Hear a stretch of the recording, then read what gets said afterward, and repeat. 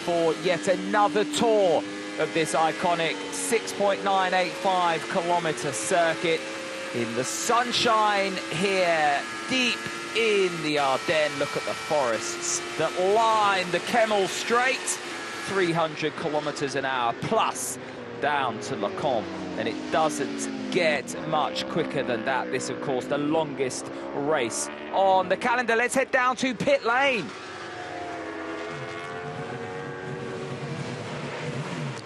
Sylvain, you had a very strange crash. Then after that, it's already the third time you come back to the pit box, and looks like you have an issue with losing some oil, and every time it's getting worse. Yeah, it seems like, I mean, the crash was, let's say, unusual. So we've got a small technical problem since the start of the race, and it looks like it's getting worse. Yeah, that's probably what happened with the crash as well, because it's a weird one, the 360. Fortunately, the bike didn't re-grip in the rear, because otherwise there would have been a massive eyesight. But not a crash that you normally would have there. So yeah, we've got to try and fix it. I've won out a couple of times, but it's still not fixed. So yeah, we'll try and fix it so we can keep going. Hopefully they can work some magic. Okay, good luck, Silva. Thank you. Sylvain Gantoli very much sounding there like someone that doesn't expect that problem to be fixed anytime soon. Yeah, it sounds like a bit of a lingering issue that they've had since the start of the race. It sounds like it's something that technical control might be keeping an eye on before they let them out again as well. If there's an oil leak, that's the last thing you want.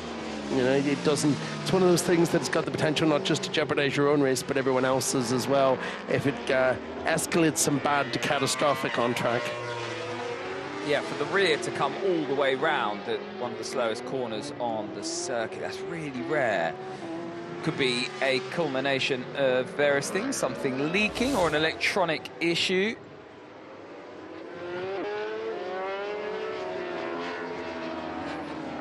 Is that the 333 bike? Yeah, it's one of it's the 8 machine. Yeah, it is. Oh, no, it's the 53. There it's you the go. 53. Had us all fooled there for a moment, but it was indeed the 53 machine. It's the problem with the factory Honda colours. It all tends to make it quite difficult to pick out which one's which sometimes, doesn't it? Yeah, it's the French machine, the Mano competition bike, the Honda EWC class machine, of course. Tell by the number plates on that.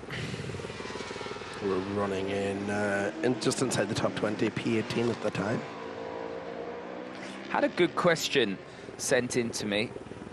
Lloyd Tinker sent it in on Instagram, of all things, one of the many social media platforms you can contact me on.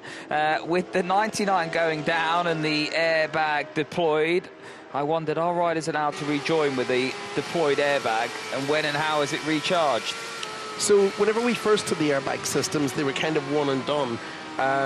You know, the original generation of street bike technology, which most people will be familiar with, if your airbag went off, you had to send it back to the manufacturer to have them reset it. As technology has progressed, we've got to this stage now where that's no longer, thankfully, the case, and it can be recharged just by swapping out gas canisters. And in fact, pretty much all of these suits that have been FIM homologated for racing now have 2 canisters, so it can actually fire, deflate. You can crash again and it'll fire a second time and still protect you. So thankfully there's a bit of protection multiple times in these suits. I think you're doing well to crash twice in a single stint before you get into the pits and have someone fix it for you again. Yeah, I'd probably need numerous canisters for one stint, I think, if I was riding the bike. You can get in touch at Tom Gaymor, Gaymor, on X, at Degmint. Simon Patterson, of course, on X. Wherever you're watching around the world, let us know whatever questions you have. We'll try and get them answered for you. We just ticked over the halfway mark here at Spa-Francorchamps as the bikes. We never get tired of that view. One of the most famous corners in world motorsport, and just how good is it to have these bikes back at this track. Of course, we raced here the 24 Heures de Liège up until 2001. As we see the BMW back in, Sylvain was talking to Xavier Simeon about the issues there. It looks fairly terminal from where I'm sitting, but from 2001 right up until 2002, there was a 21-year break, and then to have it back, 2 24-hour races over the last few years, and then back here with an 8 hours of Spa-Francorchamps, one of the circuits that all the riders want to have on their resume, and certainly one of the circuits that all the riders want to race around, Simon. Absolutely. I think this is... there's not many circuits that aren't on the MotoGP calendar. For example, the whole MotoGP paddock would absolutely love to get a chance to race on, but this is certainly one of them. It's just one of those tracks, isn't it? It is absolutely iconic. It's a beautiful circuit to ride. It's got, as we said earlier, those fast, flowy corners that racers just love to ride around. So it's a pretty perfect place to be racing a motorcycle. It's just a shame that in a few places it's maybe just a little bit lacking in terms of safety precautions for Grand Prix prototype machinery anyway. Although we know obviously that it's it meets all the homologation standards for Superstar, for endurance, which is a slightly lower level thanks to slightly slower speeds. On board with the Yoshimura Cert bike at the last corner into pit lane, as Sylvain Guintoli is out of his pit garage and back in the BMW Motorrad World Endurance truck. That looks fairly terminal. And I'm just hearing from a Polish colleague, Greg, letting me know that the 777 bike lost the rear brake in their first crash, or that whenever they had the second one, they've done frame damage, so that's game over for them, unfortunately. Well, it looks like it's game over for BMW Motorrad too. They are third in points after Le Mans. This will dent their championship hopes. There were only 4 points between them and the Yamaha, who are leading this race. Of course, Yoshimura Cert, after their Le Mans win, were 11 points clear of BMW Motorrad in third. But in terms of a championship, when there's 4 rounds, okay, we've got big points available still in the bowl. And yes, we have the points available to us at Suzuka as well. But for BMW, it's a bit of a disaster, to say the least.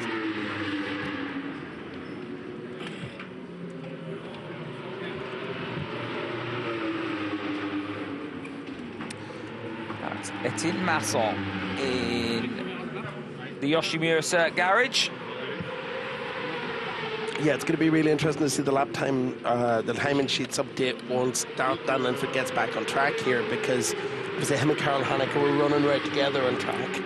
We know that the yard bike's going to have to do a pit stop more, so this will give us a good idea of just how much time the Cert bike has lost coming into the pits, how much time that the yard guys have over them. If whenever it comes to that, probably splash and dash in the final hour of the race at some point. Debrief in French. Suzuki Endurance Racing Team based not far from Le Mans, or in the Techno Park. I say not far. About 100 meters. Yeah, it's about as close as you'd want to be, really, isn't it? To the. I raced for a team that's based in the Techno Park, and we didn't even go in pit lane. We drove our cars out of the Techno Park straight onto the Bugatti track. That's how close it is.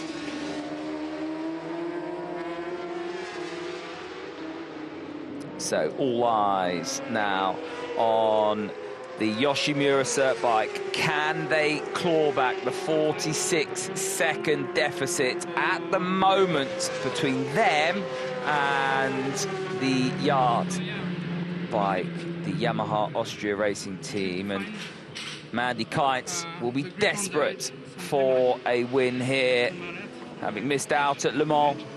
Reigning champions, of course, and the bike on the Schweiz bike, I have some traction. It's not a nightmare.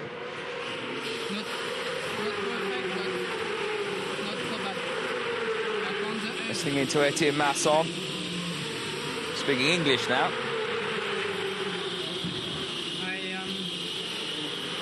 it was difficult to stop the bike. When I brake, the bike slides a lot on the rear, and I need to push a lot on the front to stop the bike. Because the rear push.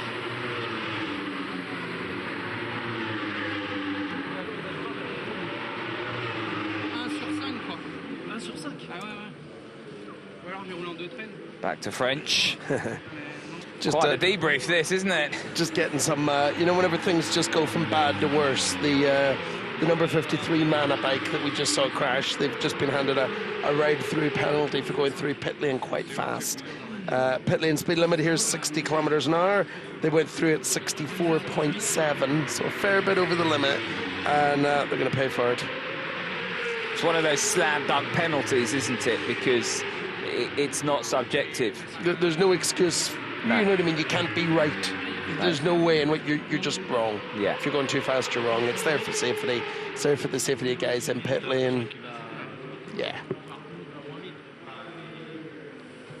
Now, these debriefs are really important because they make changes to the electronics, they make changes to the tyre compounds, they make changes to the pressures, and all that will be fed back. And of course the conditions change. 5:15 local time, the shadows will start to get longer, the track temperature will start to drop, the conditions will be very different in the final third than the opening third of this race.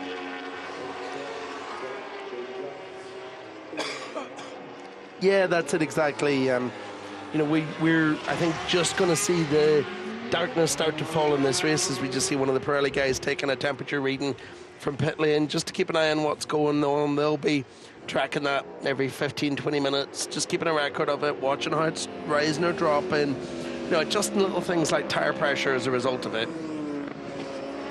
preparing for what's to come later as the temperature starts to get a bit cooler.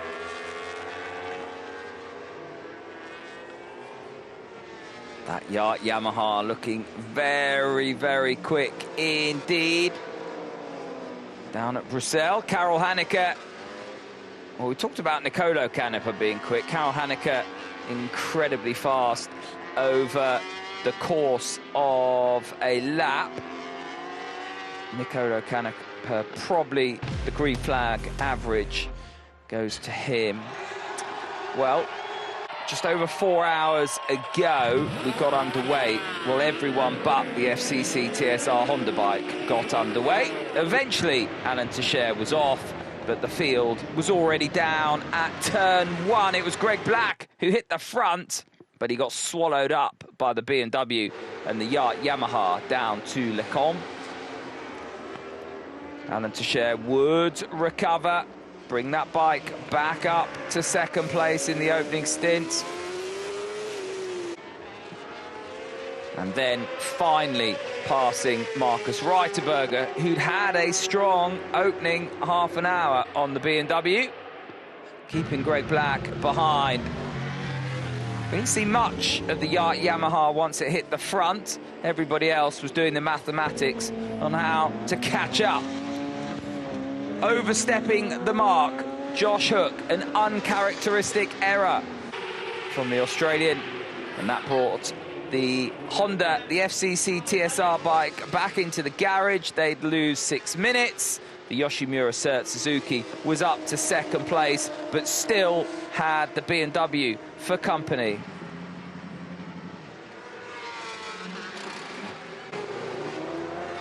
Yard were still flexing their muscles out front. Dan Linford had a good stint, opening stint that was, but he couldn't catch the blue machine.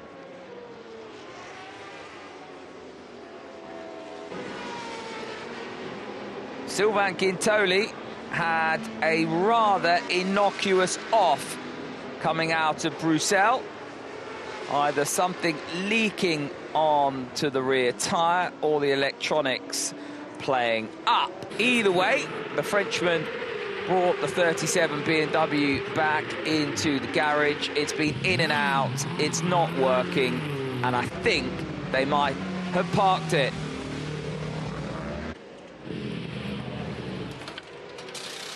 Meanwhile, I would say it's a Sunday stroll, but it's Saturday. And Yamaha are unchallenged as it stands out front, putting a lap on the Yoshimura Suzuki.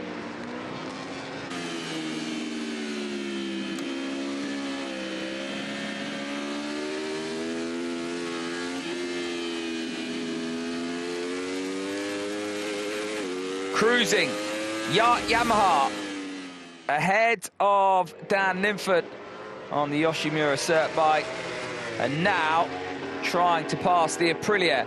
That Aprilia, the 111 bike, is the lead bike in the Superstock class, 6th overall, and ahead of Julien Ramon on the National Motors Honda, who's 7th overall, 2nd in class, 59 seconds behind the Aprilia. 54 seconds behind in 8th overall is the Honda Vitesse. And for the 3rd placed Superstocker, you have to go to 9th overall, and that is the Sapieres-Pompiers bike. We haven't heard too much of the Sapieres-Pompiers. They're not the firefighters, they are the bikes that rush the organ transplants and blood transfusions and everything else around France. They have a group of professional riders on that machine, but nevertheless, that was the origin of that team. Quite a remarkable story, really, behind its inception. It's one of those strange endurance stories that makes a lot of sense when you think about it. You know, to have built up the expertise that way. Speaking of, you know, teams that we've not done a lot of talking about this race so far, but are just sneaking their way through it. Just keeping an eye on the, you know, endurance absolute stalwarts number 8 Bollinger bike that has sort of slowly progressed their way up to top 5 spot in the main class, just by kind of, you know, everyone else in front of them messing up, which is kind of Bollinger's tactics, isn't it? They just slide their way up through the rankings whenever no one's watching. They never put a foot wrong. They're very, very much the tortoise versus the hare most races, but you know, another example of it here today. It's like the Duracell bunny, just keeps on going, and whilst everybody else hits trouble, makes mistakes and gets in all sorts of bother, they will just keep on chomping forward. Right, 3 different manufacturers in the top 3. Yamaha leads Suzuki, leads Honda. 4, Kawasaki in 4th, making it 4 different manufacturers in the top 4. Etienne, the last time I spoke to you, you talked about it being so hot that it was affecting grip. Tell me how the track conditions are now, because we've got less than 4 hours to go. Track condition is less good than before, yeah. The feeling on the bike is not perfect. I had no grip on the rear. It's very difficult to make a lap time correctly, but I push a lot on the front to be fast, but it's not my natural riding style, so yeah, I try to find some solution, but it's not easy. For sure, the second place is not a bad place, but we are here for the first place, so we fight to find solution. Yes, I hope we find something before the end. We know that compared to the 24-hour, 8 hours is a lot shorter, but it's crucial that no mistakes are made. We've seen what's happened to the BMW, we've seen what's happened to the number 5. So how important is it to keep that balance? Yeah, for sure, but it's really difficult to find the limit. We need to push because it's 8 hours, but we don't make a mistake. It's really important because we can lose a lot of time, like the 5, and yeah, how my target, sorry. It's a championship, so second place is not a bad place. We take a lot of points, so it's not finished, so we can push more, but we need to be focused. Thank you. Best of luck. Thank you. Whilst we hear from Caroline de Moresh and Etienne Masson down in pit road, this happened to the Honda No Limits bike. And that yellow machine was fighting for a rostrum spot in the super stock class, and the bike's gone end over end over end, and I'm not sure which of the EWC bikes got in the way. I think that was the number 77 Wojciech EWC bike that was just maybe trying to make an overtake on them, got a bit caught up with them, and that's leaking fuel as well, so we might even see a safety car there. Well, the irony is I think there's a great big patch of cement dust down now. Yeah. But a lot of debris left from it. We haven't seen a safety car yet. No, we haven't. Wouldn't be terribly surprised if that brings one out as we watch a rather brave Marshall picking up pieces of asphalt in the middle of the road. Yeah. Yeah, not a fan of that. So, moving swiftly on, we have this machine. Now, I think this machine was actually making the pass on the Wojciech bike because... Yeah, might well have been. It will be quicker. Podium fighter in super stock is going to be quicker than the Wojciech EWC machine. Now, we've already seen the EWC super stocker high side out of the no-named left-hander. All the while, National Motors now in second place. Well, they were in second place. Julien Ramon aboard this bike, trying to chase down the Aprilia. I cannot believe the Aprilia didn't show this pace in qualifying, but there we go. Once it's been at the front, it's stayed at the front. It is running slightly... well, it's more thirsty than the other bikes around it, so what its pit stop strategy will look like after the 8 hours, we'll have to wait and see. That's the beauty of endurance racing.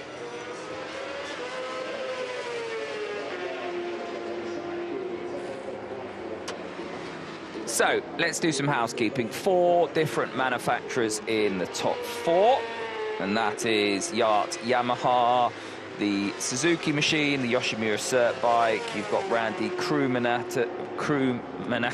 Oh my God, it's getting long in the day. Randy Krumanacker will start again on the Tata Team Behringer bike in 3rd, and then Roman Ramos on the Kawasaki, the Trickstar Wii bike. And then we've got the lead super stocker, Luca Bernardi, aboard the Aprilia in 5th place overall. In 2nd place in the super stock class, Julien Ramon. We've just seen him on the National Motors bike. We're on board with Julien Ramon. Perfect timing. He's 7th overall. And then in 9th overall, 3rd in class, the Team Sapir-Pompier bike, Maxime Pelozzi, I should say, the French-sounding Italian, the Italian-sounding Frenchman, as they clean up everything at Le Camp. That is an Aprilia leading a Honda, leading a Yamaha, so 3 different manufacturers in the top 3 in the Superstock class. Don't forget, all the Superstockers race on the Dunlop tyre. You can tell the Superstockers because they've got the red number plate there and the white number. And the EWC, the Superbikes, you can see there the black number plate with the white number. And that's the 333 Honda Vitesse bike that is in 8th place at the moment. Leandro Mercado, the Argentinian, aboard that machine. Former world champion, world Superstock, wasn't he? Stocks out? Yeah, he was indeed, back in the day. It's a bit of a shame we don't have that class anymore. Yeah. Quick bikes. Yeah. As we're seeing here in the Superstock class. Now, what's the difference between an EWC bike and a super stock? Oh, get that nice and sideways there. That's Trusting the electronics. looks great for us. Not sure it's great for tyre strategy, but yeah, it's always nice to see a bit of sliding around. Although looks like the team are preparing for a pit stop anyway. So you know, if you've got a bit of rear tyre left, why not use it? Yeah, difference in Superbike or EWC spec and Superstock spec is quite a bit, really. The Superstock spec here is quite basic. It is quite close to the you know, your buy it out of the dealership street bike spec. Very little engine work. Some less of the kind of quick release fittings, custom suspension, things like that. So Superstock spec these days is quite close to the stock.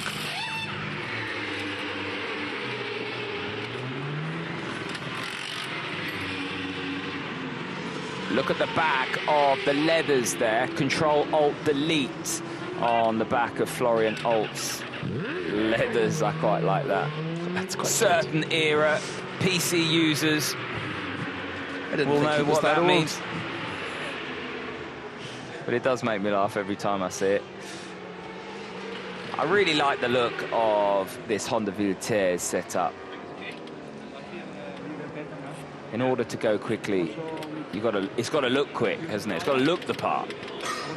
Absolutely, and they do a really good job of looking like a factory Honda team, much to our confusion occasionally. But no, it's good. It's nice to see that there are still teams that take this seriously, and that there's still money backing teams that take it seriously as well. You know, it's such a cool sport that doesn't always get the headline attention it deserves in motorcycle racing, so it's good to see it looking good. I like the Tati Team Bettinger liveried machine, the white bike for this year. I like it Really a lot. cool. Yeah, and it stands out, which is always quite useful. Do you know what it reminds me of? Is he just gets out of the seat there. That was Randy Krumanacher just having a little moment on the outside of Pouhon. It reminds me of like a Suzuka 8-hour livery. Yeah, one of those custom one-offs that we see roll out for Japan with some sponsor name that's about 1,000 characters long that you've never heard of before. Exactly that makes very little sense in English. Exactly. Part of the reason why we love Suzuka, isn't it? There's the Sapierre-Pompier bike, currently running third in the Superstock class, 8th overall, and that is what Simon was talking about. That's a stock bike, basically. You can buy that and race it on the road, not on the road, on the track, and ride it on the road. Well, I mean, you can ride it, you can race it on the track at the Le Mans TT. You could. What was the confusion? Where was it when the BMW had the wheel issue? Yeah, at the Northwest 200 last year. That was it. Essentially, the stock got a bit too tricked, didn't it? The stock BMW M1000 RR, which is their homologation special, comes with carbon fiber wheels, but carbon fiber wheels are banned in road racing, so they were using it to the letter of the law, but the law contradicted itself a little bit and said that you couldn't actually run them in completely stock trim. So they were informed of it on the grid, and well, the FHO team packed up and went home rather spectacularly. Just shows how tricked these stock machines are, that they sort of out-trump the stock regulations.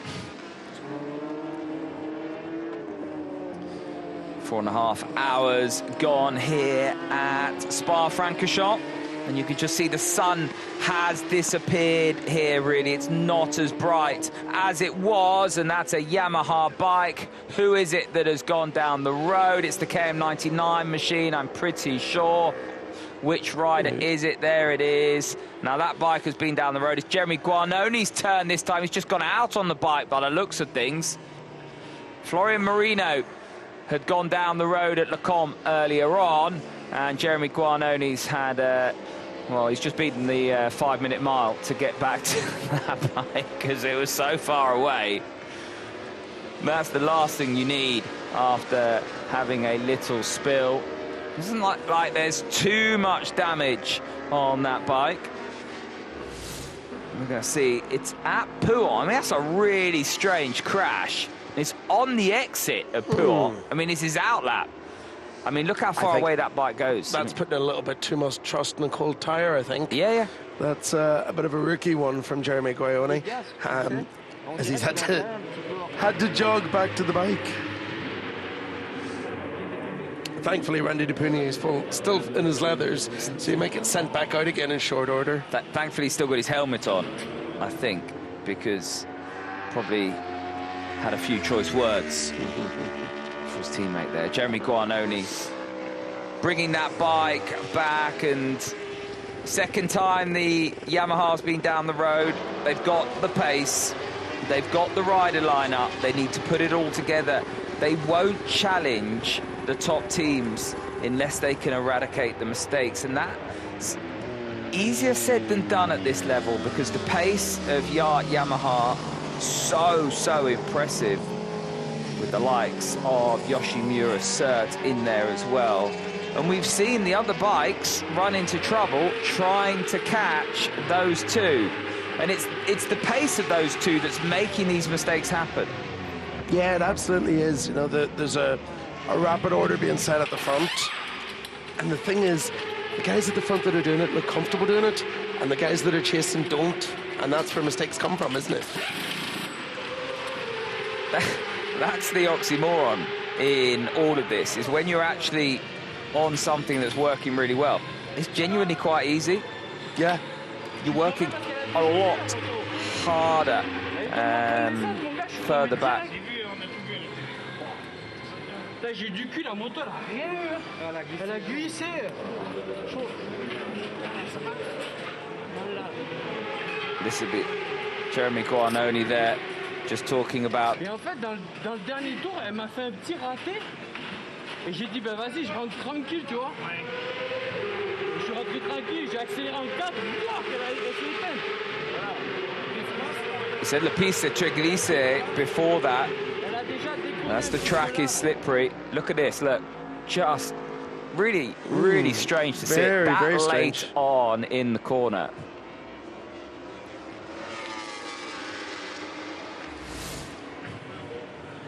He doesn't sound very happy about it. No. Elle est tombée en panne d'essence, la moto. Elle a fait un raté. Elle s'est éteinte en fait quand j'étais sur l'angle, et c'est pour ça que je suis tombé. Et j'ai déjà senti un petit truc bizarre là quand je suis reparti. Ouais.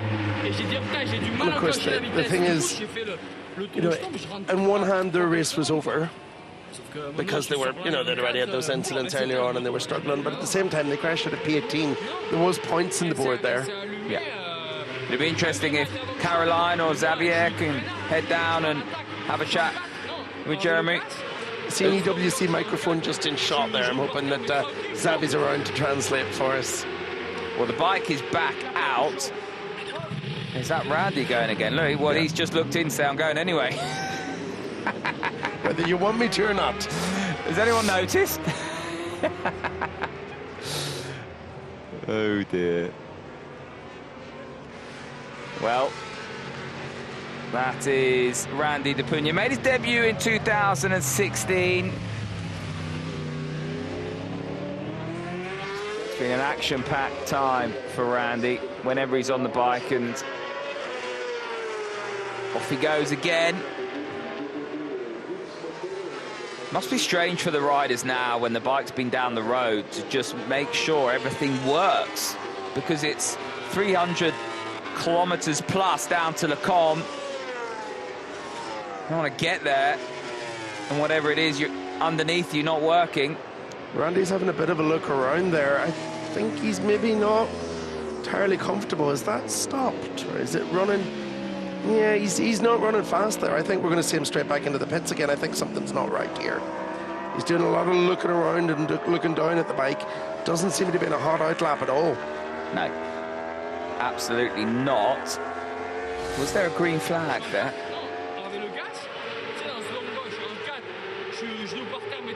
He's saying that it was cutting out on the gas. Look at Randy just just getting out of there. Let's get the look of someone that's just stolen it, hasn't he? That was priceless. Well, it'll be interesting to see if he does bring that bike back in. The 53, I think, has been down the road. That's the Manuel competition bike. We've seen them in the walls quite a few times. EWC machine. That might have been them, it's just come up on our screens here, rejoined.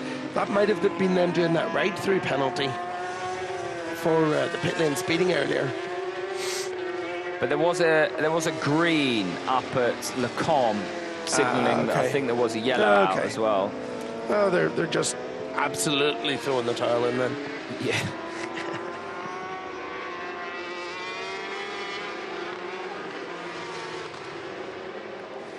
Well, Tracy Hinton is watching with her husband David. Said, hubby, and I can't believe that they just used solvent on Gintoli's bike and sent him back out to do the speeds they're doing. Well, I hope they've done a little bit more than just spray a bit of brake cleaner on it and hope for the best. But yeah, they've obviously been doing a fair bit of work to try and find the source of that mystery oil leak. But hopefully they've found some solution to it. You can get in touch, as we said earlier, at Tom Gamel, at Think Mint.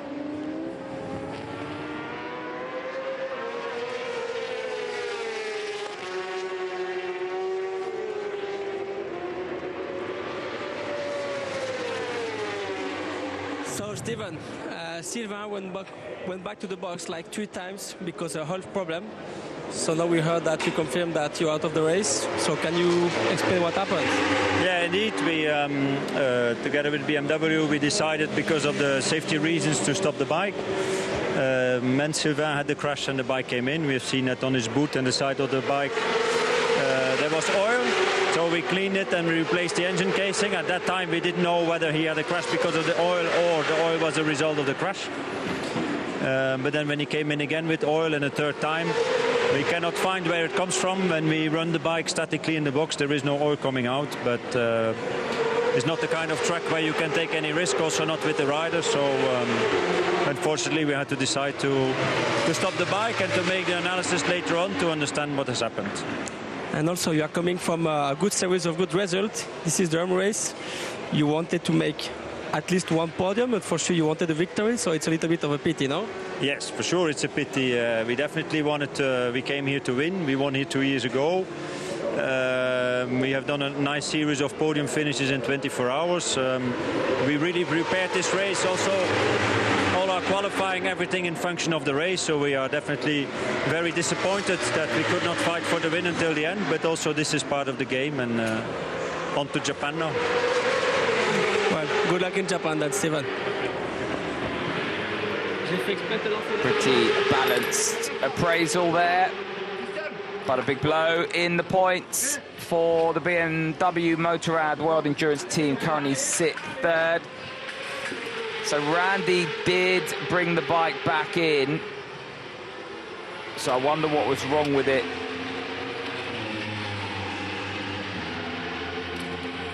Either way, that's another wasted trip back to the garage. Was sent out prematurely, didn't quite have the bike fixed. Randy went out on an outlap, brought it back in, and now he heads back out again.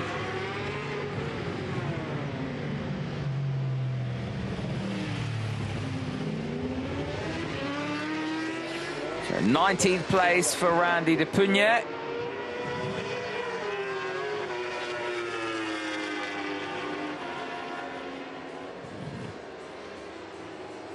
Up through Eau Rouge. Still the gap between Yoshimura Cert and the Yamaha Austria Racing Team, yo-yoing between 47, 48 seconds. Last time out, Linford took some time out of Karel Hanneke. What are they going to do this time around? Well, it was a couple of tenths last time.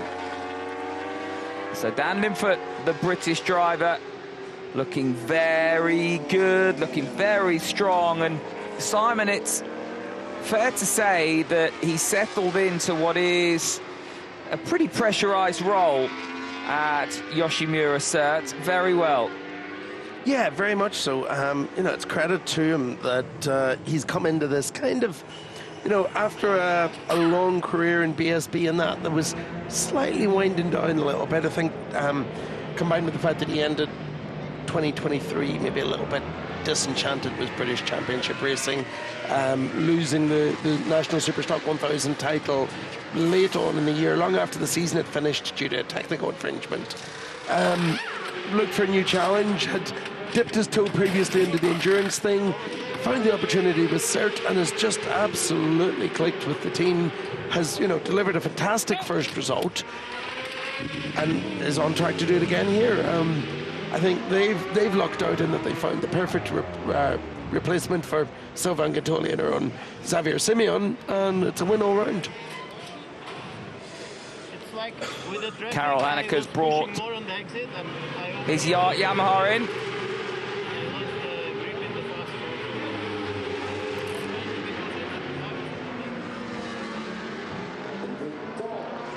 Well, for someone who's 48, 49 seconds in the lead when he brought it in, didn't look too enamoured.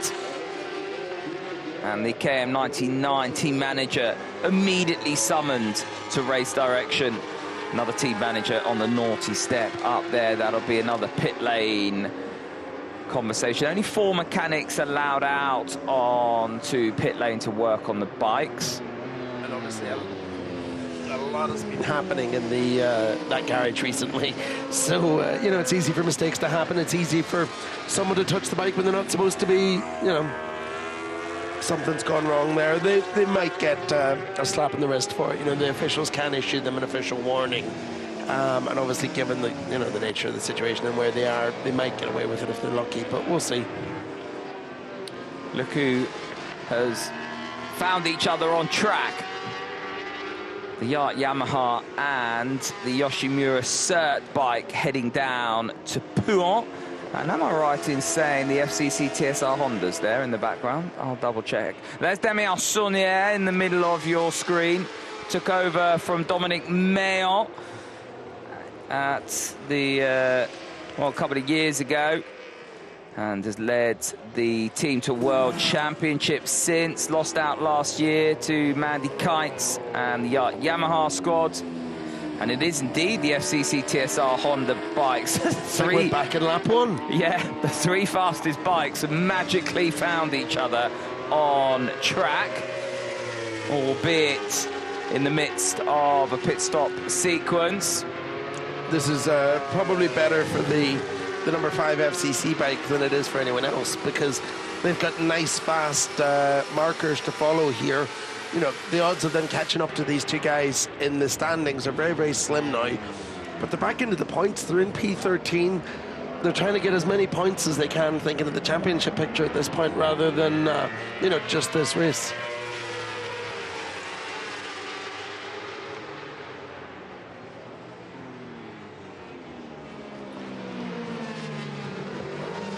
Down at turn 1, the Junior Cert bike had stopped not so long ago. I don't know if it's got back up and running, but the number 72 bike, the Junior Team Le Mans Suzuki machine, that is the Junior Cert bike, has stopped down there as these 3 run through Eau Rouge. Now onto the Kemmel Straight. Look at the Honda flexing its muscles, and he sat up, really.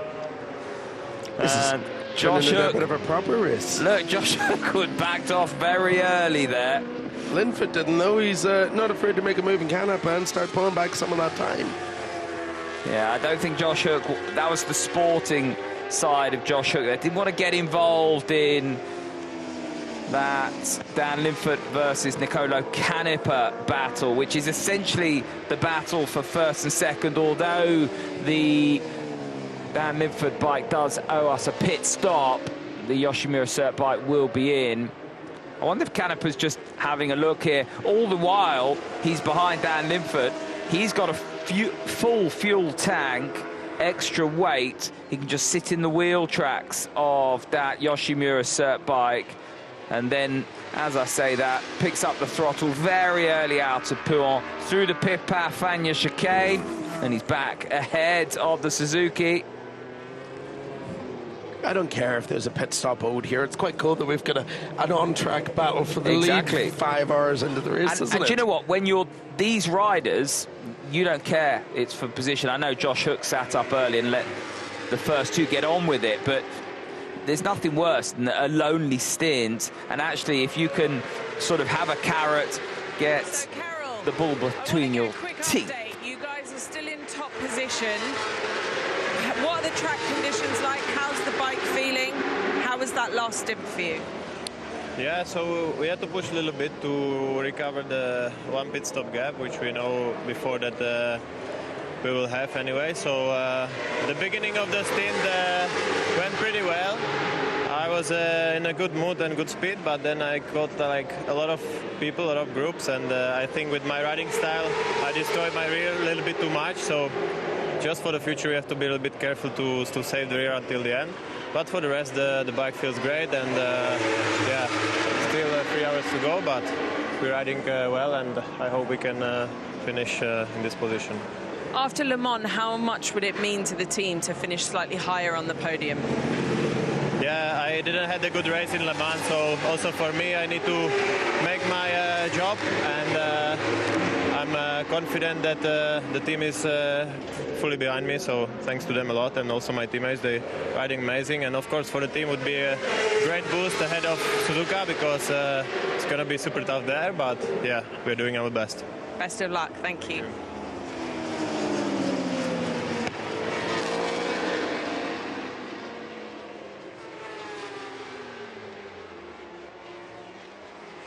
Karel Anneke looks, well, pretty calm, collected. Didn't look too enamoured. Not too full of beans, was he? I suppose there's a long way still to go. None of these guys are completely in love with track conditions, are they? We're hearing lots of just little niggles about it, no complaints about not just feeling as comfortable as they have during the week. And, you know, part of it, as you can see in that shot, the track is getting dirty now. There's debris here and there from crashes and people rejoining. There's gravel. There's one spot that there's an absolute mountain of shattered carbon fibre line just off the track. So yeah, all of that plays a bit of an effect, as does, you know, all this marbled rubber that's starting to gather up as well. All just changes what they're feeling a little bit. Canepa's dropped the hammer here. He wants to break the spirit of the two behind him. And we've seen, you know, this throughout the opening weekend. We talked a lot about it at Le Mans. We talked about it again here. Canepa is looking really good on that machine. And he's got that ruthless edge to him, lap after lap after lap. And if you're Dan Linford, you've got no fuel on that bike. You're desperately trying to hold on to the coattails of a bike that's full of fuel. You've got the slipstream and the tow through sectors 1 and 3, and oh, that's a disaster for Dan Linford. Just the worst possible place to catch a bit of traffic, isn't it? Well, that was a mobile chicane more than a bit of traffic. And look, that's allowed Josh Hook to come past Dan Linford. I mean, I think he almost went down to second gear for the base of Eau Rouge there. Well, I think you know, the benefit there for Josh Hook is that as soon as he sees that you know, that battle between the leaders on track is over, it kind of gives him a free rein then to get a move on of his own, doesn't it, without being accused of interfering with anything. I think Dan Linford was too pleased with that whole enchilada. All right, Ben Hayes has got in touch. Loving the Spa coverage as always. Just wondering if the teams make significant changes to the bikes for the 8 hours compared to the 24, such as fuel tank size or engine mapping. Does a shorter race allow for higher revs, or do regs stop such things? Now, obviously the fuel tank is standard. The engine mapping is up to you know, up to the team. And we did talk about this before, the old Mandy Kites special, because Yamaha Austria, they're not just a racing team, are they, Simon? No, they're a bike builder. They sell race bikes. And from what we've heard and what we understood from the teams this week, they are running engines that would not do a 24-hour race, because you can. You know, you can run things that have a bit more power, because you can get away with it. And I think that's probably part of the reason why we're seeing those shorter stints, because they're running maps that are a bit richer, using a bit more fuel to be faster. It's all part of the trade-off. It's all something that they'll have, you know, perfectly balanced. They'll have built an engine to do the mileage that they're expecting to do in this race. Obviously, the amount of stress you put in an engine in 24 hours versus 8 is a lot less. So if you can get away with it, you can find a bit of an advantage. Why wouldn't you? It'll probably only be the top teams doing that, of course, because the further down the grid you go, there's not the money to be building, you know, different bikes, different engine specifications for different races. But certainly the top guys will be. Yeah, good question there. And, you know, it lends itself to the discussion of reliability is still going to be an issue here. It's not a case of, well, we can do 24, we can do 8, because, as you've just alluded to, there are bits on these bikes that are designed just for this. That was the junior bike. Oh, and a little bit of grass tracking from the number 34. Just been for a picnic. The JMA Racing Action bike, French run team, that's Suzuki, running in the super stock class. Giacomo Mazzo aboard the bike at the moment. I don't know quite how he got all the way off there. He must have had a moment in Blanchimont. He's lucky it's been quite dry this week, and that isn't a bit more mucky, or they got bogged in nicely there. Now, these are all students, aren't they? Yeah, they are. And it's a bit like where I started, the La Filière setup. So they're all students at the local lycée studying, and come to do their apprenticeships with the junior team.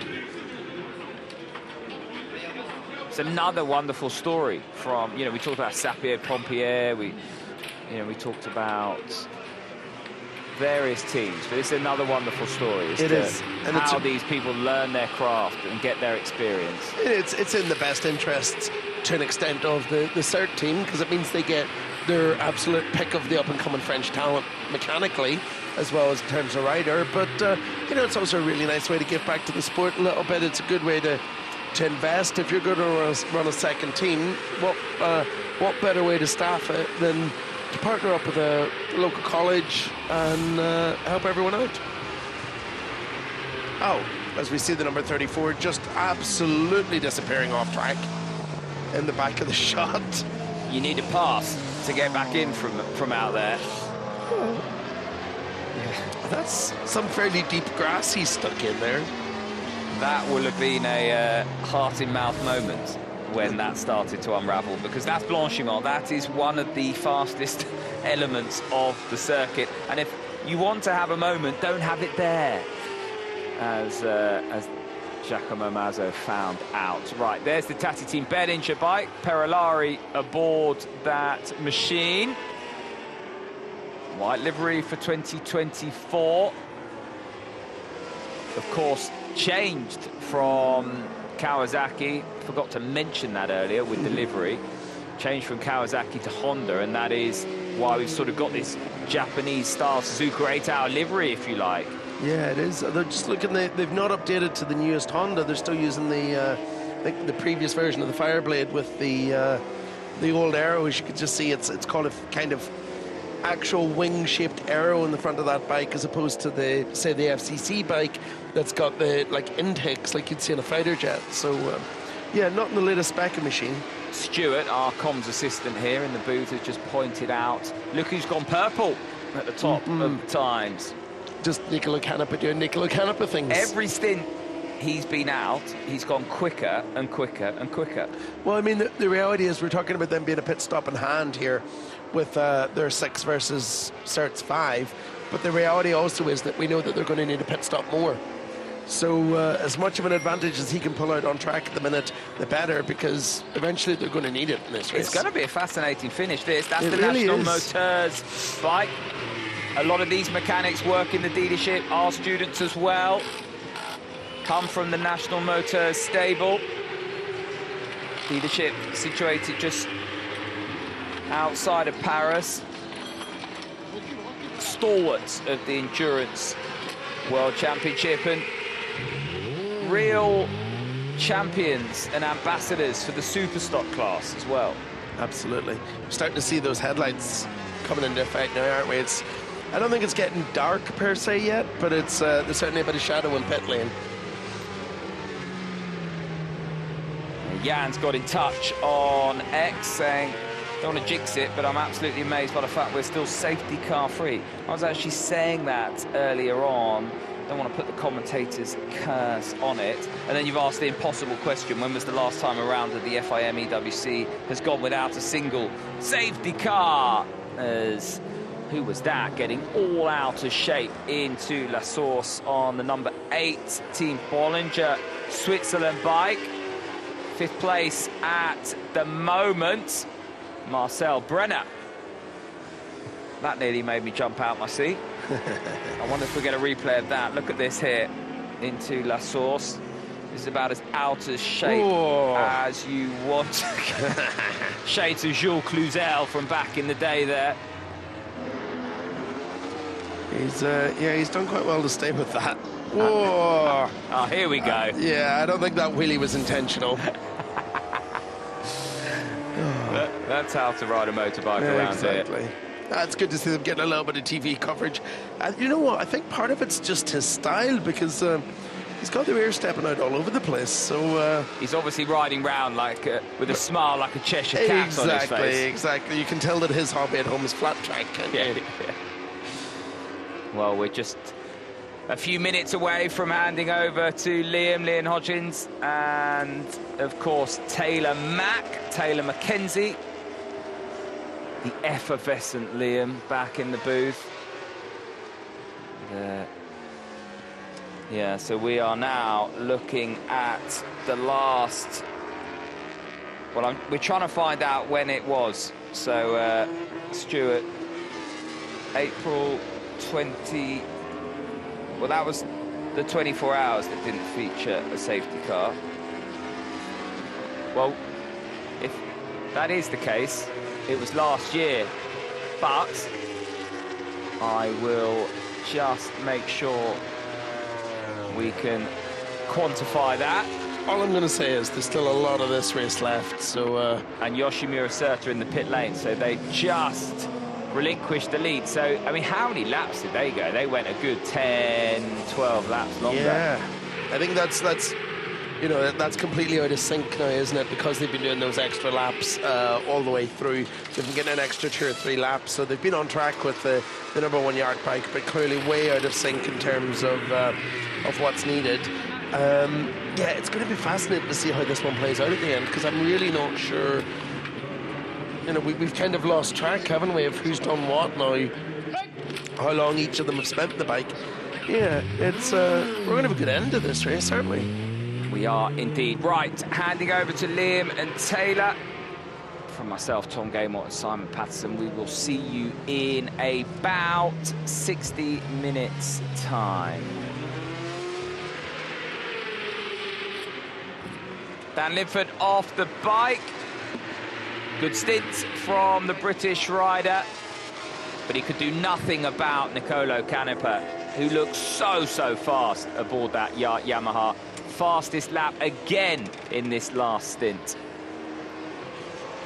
Yeah, big stint for the Yoshimura Cert team. Now, almost 1 hour they were out on track, which was quite amazing, because that's when we just went off for our break, as the lads now make their way out for, I'm guessing, a little bit of dinner now. They've well and truly deserved it. A little bit of liquid in their system after that stint for the past hour, as we're watching the 33, or the 333, I should say, down towards Blanchimont.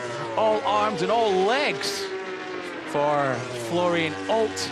Control Alt Delete as he's got on his butt patch a very fun little nod to any IT experts out there. We've got a bit of a, well, it's a bit of a moment on the brakes almost, as we're just welcoming back in Taylor Mack as he gets himself settled and primed in his position.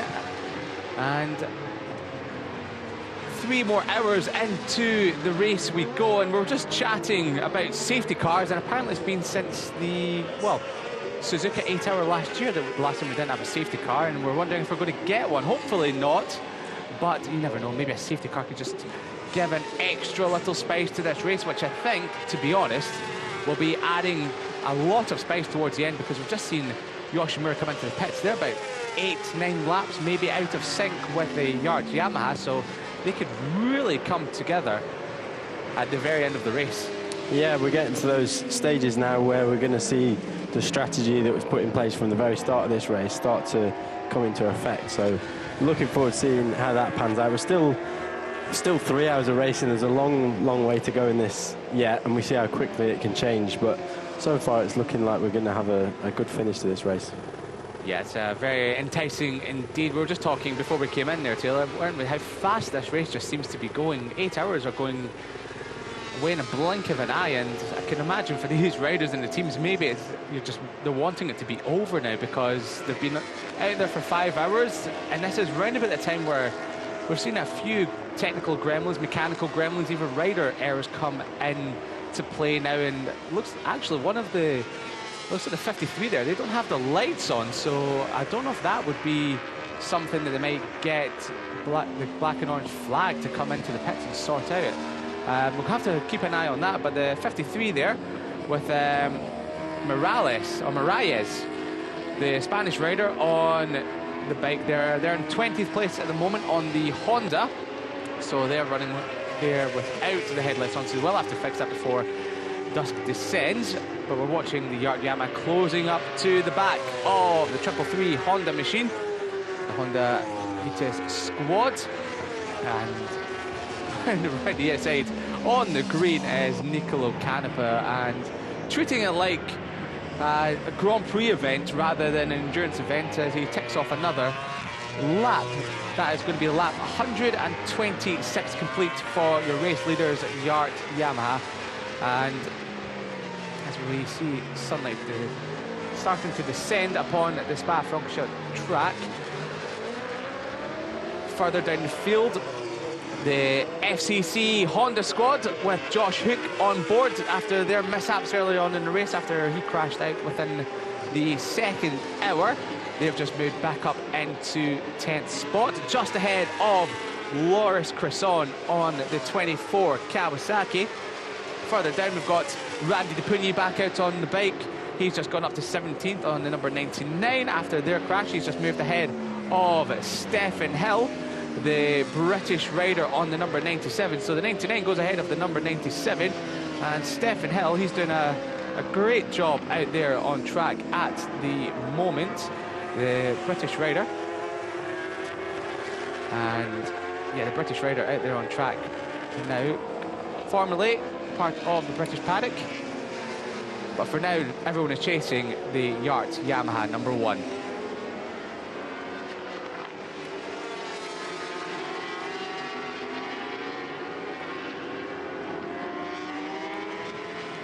So the number 8 Kawasaki has just come into the pits there, and we were talking, Taylor, a little bit off air. You believe you've spotted a problem for the Kawasaki squad, something that we've not quite picked up on just yet. We were starting to talk about just before the 4-hour mark. Yeah, to me it appears that they've got some kind of electronic problem. It looks like they're riding all out like lunatics, backing the bike in, making it wheelie, but I really don't think any of that is actually on purpose. I think that will be caused by perhaps a wheel speed sensor going down or another electronic problem. But what that does is completely change the characteristic of the bike. It doesn't behave like it normally would. The traction control won't work the same, the anti-wheelie won't work the same, and it's, in my loose basic technical knowledge, it's because the computer on the bike doesn't understand the speed of the wheels and the speed of the engine, and it doesn't all sync up properly, and that's why it then doesn't know how to make the anti-wheelie work properly. and things like that. So it also affects the engine braking strategies and how much the bike will back in, and that's why you're seeing that bike, compared to the other bikes, look comparatively out of control. And that seems like a problem that would be really difficult to just fix in a matter of moments. It sounds like you'll have to come in, plug the bike into a laptop, and it might take a lot longer to rectify. Yeah, and this is a balancing act. There's obviously only 3 more hours of racing to go, and the time that will cost you in the pits to try and diagnose that problem is more than probably what it's worth in the time that it's costing you, because that sort of problem is just costing you on the exit of the corners, a little bit backing in. As we look at Josh Hook here, he's just pulling a tear off, so he's trying to get a tear off. He's got on the side of your visor, you can't get it out. There's nothing more frustrating as a rider. So he's got, for people that don't know, a clear plastic film on the front of his visor, and as the flies build up on that, when you're riding around, you can pull that tear off and you'll get clear vision again. He's obviously got that on there and wants to remove it, but they have little tabs on the side. If the tab isn't quite seated properly or it comes off, you can't then get the tear off. So, and that's why he's looking frustrated, which, if you can't quite see properly, is very unsighting and difficult.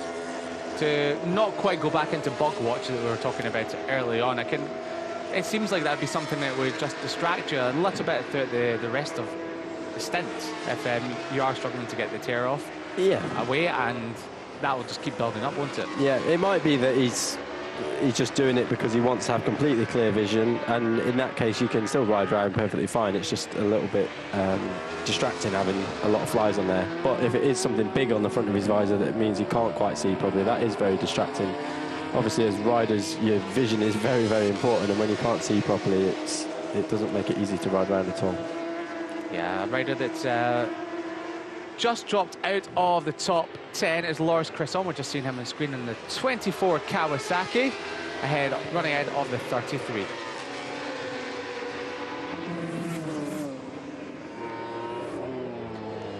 So we're watching Loris Cresson on the 24 Kawasaki. He's just lost a position inside the top 10 to the FCC TSR Honda of Josh Hook, the Australian rider who's charging his way back through the pack after a small fall.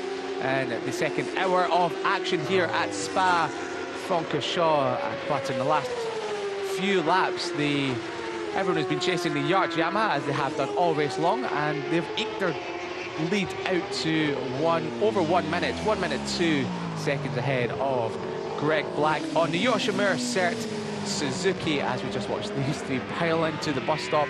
The 33 who almost got in Greg Black's way a few moments ago as he piled down towards Eau Rouge as he came out of the pits. Makes a move on the 55, and the 55 currently sitting in 8th spot overall, but third in class behind, I must admit, Taylor, a team that I didn't expect to see running at the front, the 111 of the Aprilia with Luc Bernardi. They're showing great form and really just crept up the leaderboards. Yeah, the Superstock class has really been turned on its head. All the people we expected at the front have not been there at all. We've got an interview now. We're just going to hear from someone in the pits. So, Stefan, we know that in Spa-Francorchamps it's a very challenging track for the tires. Yes. But in Bridgestone, since years, you are quite a little bit dominating the competition. And for this track, you bring a tire that have different components. Can you explain us a little bit? Well, actually, we have like in Spa, like we always have, we have these 3 Bridgestone teams, and basically all these 3 teams get the same tire, but we work, of course, with different pressures and different compounds. So for Spa, because it's like high demanding track with lots of force on the tire, we bring a tire which gives us the stability and not only the grip. So, for example, this is an asymmetrical tire, which means one side is more soft than the other one. So we can basically adjust the tire around the circuit. And part of my job is work with the tire guys, of course. So I, in this case, work for Yoshimura Cert. And so I need to control the pressure, and according to rider feedback and the data we see, we can adjust to which tire we're going to use for the next stints or the next temperature we measure on the ground. So basically, from what we see in temperature and from rider feedback and also from data, we can decide which tire to use or which tire we need for the following one. Yeah. And now we see that the temperature is going a little bit down. Yes. Will the strategy change for the rest of the race? Basically not, because the tire we are using now, even in high temperature, has like a very broad working range, so it can hold quite long. In case the temperature goes a lot down, of course, then we go one compound down, which usually means more soft. Perfect. Thank you, Stefan, and good luck. Merci. Well, Bridgestone powering Yart Yamaha to victory at the moment, as we see a slow-mo of the front tyre all at work into Lacombe corner with the Yoshimura Cert Suzuki squad. And it was really fascinating there, Taylor, to listen to Bridgestone, and it must be one of the most difficult things for any tyre manufacturer to have the tyre in a wide operating window, especially in hot conditions to cold conditions as the night wears on. Yeah, and we've seen that over the years as well, not only in tyre temperature differences, but also it sometimes spits with rain, and it's a really tricky problem that the tyre manufacturers have to deal with. So many different weather conditions, temperatures during the day, but you see how they closely monitor that. They also, you sort of touched on it there, have an asymmetrical tyre, so one side of the tyre will be softer than the other half, depending on if it's all left-handers or all right-handers, and they use that to balance out the temperature of the tyre and the tyre wear. But it's a fascinating subject and plays a huge part in endurance racing. We've seen it many times over the years. Some tyres work better in different temperature ranges, and that's why during the race some teams can seem to be losing out early on when it's hotter, and then as it cools down they start coming back stronger. Even in the top three there's a difference in tyre manufacturers, and that normally swings the race one way or the other, but we've sort of missed out on that now with a few of the top teams missing out on the normal positions they're in. Yeah, Bridgestone, Pirelli and Dunlop are the main tyre manufacturers, and that's what's so glorious about endurance racing, is there's so many championships across all motorsport now where it's just a one-make series, but in endurance, it's where everyone comes to progress with technology, and that's what tyre manufacturers do as well. Yeah, it has its pros and cons, a single tyre manufacturer. We love it in short circuit racing because we know everyone's on the same, and it's a lot more about the rider and the bike, and it removes that difference in tyre manufacturers. But having different tyre manufacturers brings competition amongst them, and although on the day one tyre will be better than the other, which can sort of sway the result, it's another element to this that the teams have to consider. Yeah, it's a fascinating technology as tyres, because it's the last that connects the bike to the circuit, so it doesn't really matter how good your bike is. If the tyres are not quite up to the task, then you'll be absolutely peeing over. I think I remember a story maybe 15 years ago when Bridgestone used to have Neil Hodgson as a test rider. They used to send him out on a wet tyre around a dry circuit, just pound around all day just to progress the wet tyre. It's incredible what these tyre manufacturers do to build up their information, so to speak. So, back at the front, we're looking at the Yart Yamaha Austria racing team. Marvin Fritz watching on Nicolo Canepa, just going about their business. A nice Saturday evening ride in the Ardennes forest with 2 3/4 hours remaining of the 8 hours of Spa, and that's the 11 Gregory LeBlanc going slowly. I wonder what's happened to the Frenchman here. He was currently sitting in 4th place, so that could spell a big end to the KWT WeBike squad. So Greg LeBlanc slowly making his way back to the pits now, and he was only a lap behind Corentin Perolari on the 4. Are they pulling off to the side of the circuit? No, they're not. So how does that sound to you, Taylor? Does that sound like the engine notes a bit strange? Difficult to hear there just on that one flyby. We'll see now as they're coming in.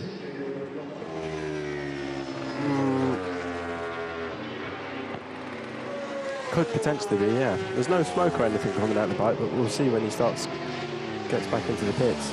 So LeBlanc, hand up just to signal to the riders coming down towards the bus stop chicane at speed. The 33 getting also closer to LeBlanc. So that's a big disaster there for the KWT WeBike squad. They were sitting pretty in fourth and chasing down the number 4 squad, looking down towards the right-hand side again. So this is around about the time we start to see the gremlins take shape and affect these teams. So as they're coming into the pits, into the garage it comes. So let's listen in here with... Yeah, that's a serious issue, I think. Yes. That is not a Triumph you're listening to there. No, it's that not. Is a bike that is not running properly. So they've got a serious issue now. Whether it's, well, we'll see now. But this bike is going to be stripped to bits very quickly. Would that be the bike dropping a cylinder or something, maybe something else? It could be. I don't want to... I'm now going to make myself look silly because my technological skills aren't the best, but what I can say as a rider is I would be pulling in because I know it's not meant to make that noise, and then I hand it over to the people that know what they're doing to diagnose it. But yeah, it could have dropped a valve, it could be anything. We'll see now if they're just replacing the fuel tank or if it's something more serious and they're going to replace the whole engine. Yeah, big disaster there for the 11 squad, and I wasn't trying to throw you under the bus there, Taylor. I just know you know more than I do. So, oh, and that's the 77 as well. So it's all kicking off here in terms of technical gremlins. So that's 29th. They were sitting into the 77, pushing that back. I think that's towards the bus stop as well. It is indeed. So coming out of Puyo, and that's an uphill there. We saw Okubo earlier on trying to push his machine back into the pits and almost fainting as a consequence of that. So that's the Polish rider Kamil Krizmin further down the squad. So big disaster there. So we've just seen the number 11 have a problem. Now we're seeing the 77. Yellow flags will be waving. And as the sun begins to descend on Spa here, it looks like the sunshine is starting to descend on some of these teams as well. And their hopes of victory, as we've seen with the Wojciech 777 squad of Danny Webb and the number 10, and of course Alex Olsen's team on the 27 for Brett Watch. They're out of the race, and the BMW Motorrad squad as well. Could we be seeing something terminal for the 11 KWT WeBike machine as well? It's all hands on deck as they're trying to get that bike fixed. So yeah, I've got Greg LeBlanc in the back of the guy, just keeping his helmet on for now. They are replacing the fuel tank. Just speaking of Danny Webb there, I did actually talk to him in the break. I have quite a keen interest in Danny Webb, not only because he's one of my good friends, but also because he works at my BMW school and he's meant to be instructing on Tuesday for me at Mallory Park, so I need to check that he's okay. But I'm pleased to report he is okay. Said it was a huge crash, landed very heavily, but he is luckily okay. And I've also just heard from James Whittam, ever the opportunist, that he wants me to plug his track days at Knockhill on the 18th and 19th of June. So if anyone wants to join James Whittam, he's at the Isle of Man TT right now watching our endurance coverage, so it's good to hear from Whittam. Yeah, great to hear that so many legends of the British Superbike Championship are watching it. I'm sure he's very good at his technical expertise. I'm sure he'll be able to tell us what's gone wrong with the number 11 KRT squad. So what we're seeing here is they've removed the tank. Now they're perhaps replacing throttle bodies, fuel injectors. It could be a fueling issue. And then they'll quickly be able to get these parts back on. This isn't a big job to take these top parts off. It's only more serious if you have to replace the whole engine. But these mechanics are so well trained, these bikes come apart far easier than your normal road bike you would buy on the street.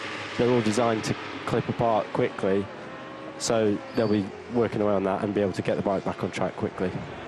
Yeah, with 77 Wojciech Racing Team, their teammate went out earlier on. As you're just speaking about Danny Webb there, I can imagine as soon as you saw him go down, not only were you worried for your good friend, but also that you were worried that you may have to fill in for the track day as well. So great to hear that Danny Webb is doing well after that crash, and hopefully he'll be there on Tuesday and not pulling a sickie for you, Taylor. So. My other esteemed instructor is Dan Linfoot, who's also doing okay in this race. So I'll pick my instructors well. You do indeed. Yeah. And they're normally, well, I'm not even going to say it, they're very good instructors. I don't want to jinx anyone in this race. But yeah, Dan's flying so far too. Yeah, he's doing very well as Dan in that last stint. Handed over to Greg Black on the number 12 Yoshimura Cert Suzuki about 20 minutes ago. And they're still motoring along nicely in second place, lapping at roughly about 6 to 8 tenths of a lap slower than your race leader Nicolo Canepa. And it's a number 4, still in third spot, the Tati Team Behringer Racing Squad, ahead of the number 8 Kawasaki, that's now moved up into 4th after the problem for the 11 KRT. So the number 8 of the team at Bollinger Switzerland is now into 4th as we're watching the FCC TSR machine has made a move on the 24. That is for position. So Alan Tesher, now part of, or raiding that, has repassed Loris Cresson. They swapped positions about 15 minutes ago. The TSR bike came in for a pit stop and a rider change, and they've gone back out and retaken 10th position. So, excuse me, 9th position in the race. So they're now storming away from the 24. So great ride here for Loris Cresson, rounding out the top 10. Greg, looks like you came back to the pit and the bike was working on 3 cylinders. Can you confirm, is that the problem? Yeah, we don't know. We make a good pit stop and I restarted my first lap. The bike, I don't have problem. And when I arrive in the last chicane, I open the gas and the bike should probably put a pit stop like a pit limiter.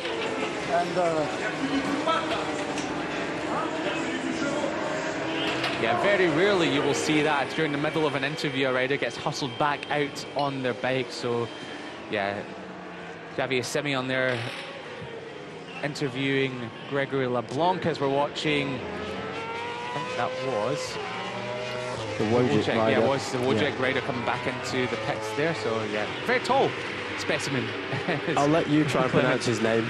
My Polish isn't my strong point. Even though I dated a Polish girl for a while, my Polish is still terrible. So I think I will Kres Milin or something. I've tried my best, but they're handing over to the other Wojcik rider, and yeah, they'll be back out on track hopefully very soon.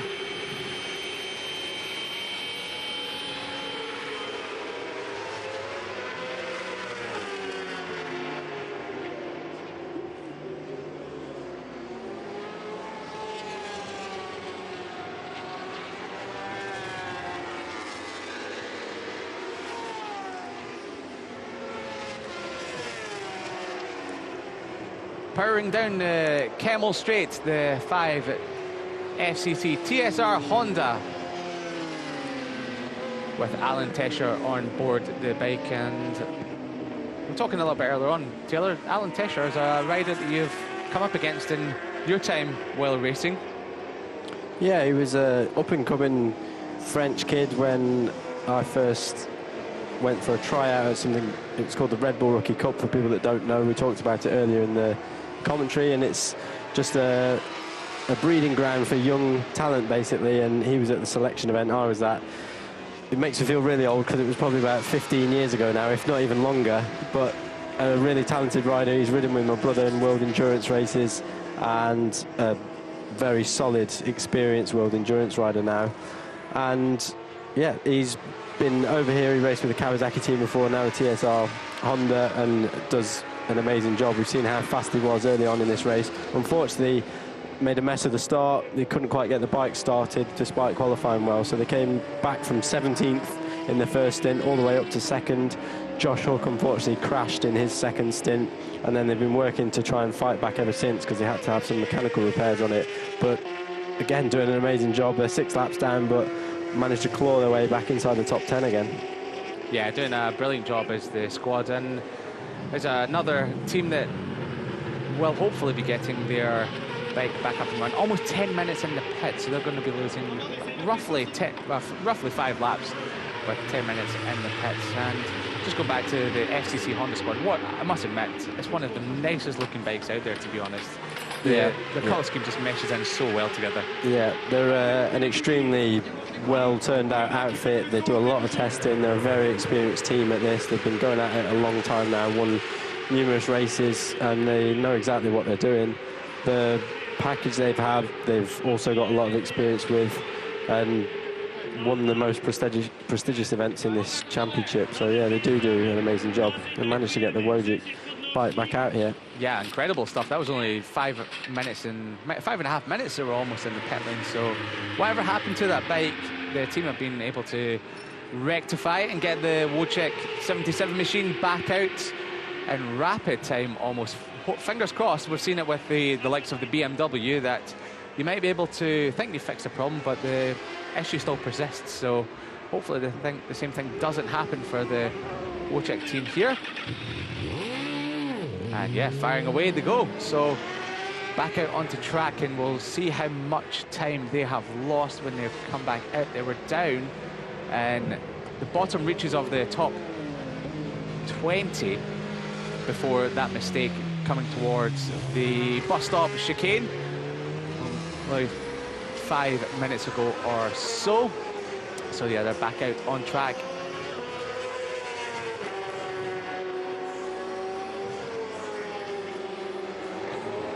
We're watching here the Wojcik machine has just come back out of the pits after they've got their problem sorted and back in the running of things, approaching the 5.5 hour mark of the 8 hours of Spa already gone. And here is the 1111, the stock leaders at the moment on the Avio by Moto2 Revo machine. And they've been slowly climbing away up the order throughout the entire day. And look at Bernardi, still currently pilots that machine on the Aprilia, as we see the Yacht squad making another pit stop. Poetry in motion for the Yacht squad is Marvin Fritz, who set the pole position time yesterday for the squad, heads back out onto track. And Nicolo Canepa, you can imagine that's well, he'll be very happy with that stint. One of the few riders lapping in the 2-minute 21s before he made his pit stop there. And well, if Yoshimura Suzuki want to win this, they're going to have to go some. As we're listening to Nicolo Canepa and his debrief with the team.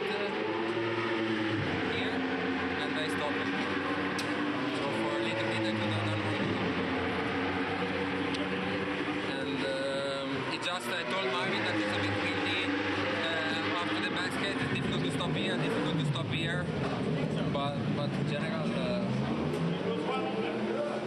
everything was fine. Very nonplussed is Nicolo Canepa about this.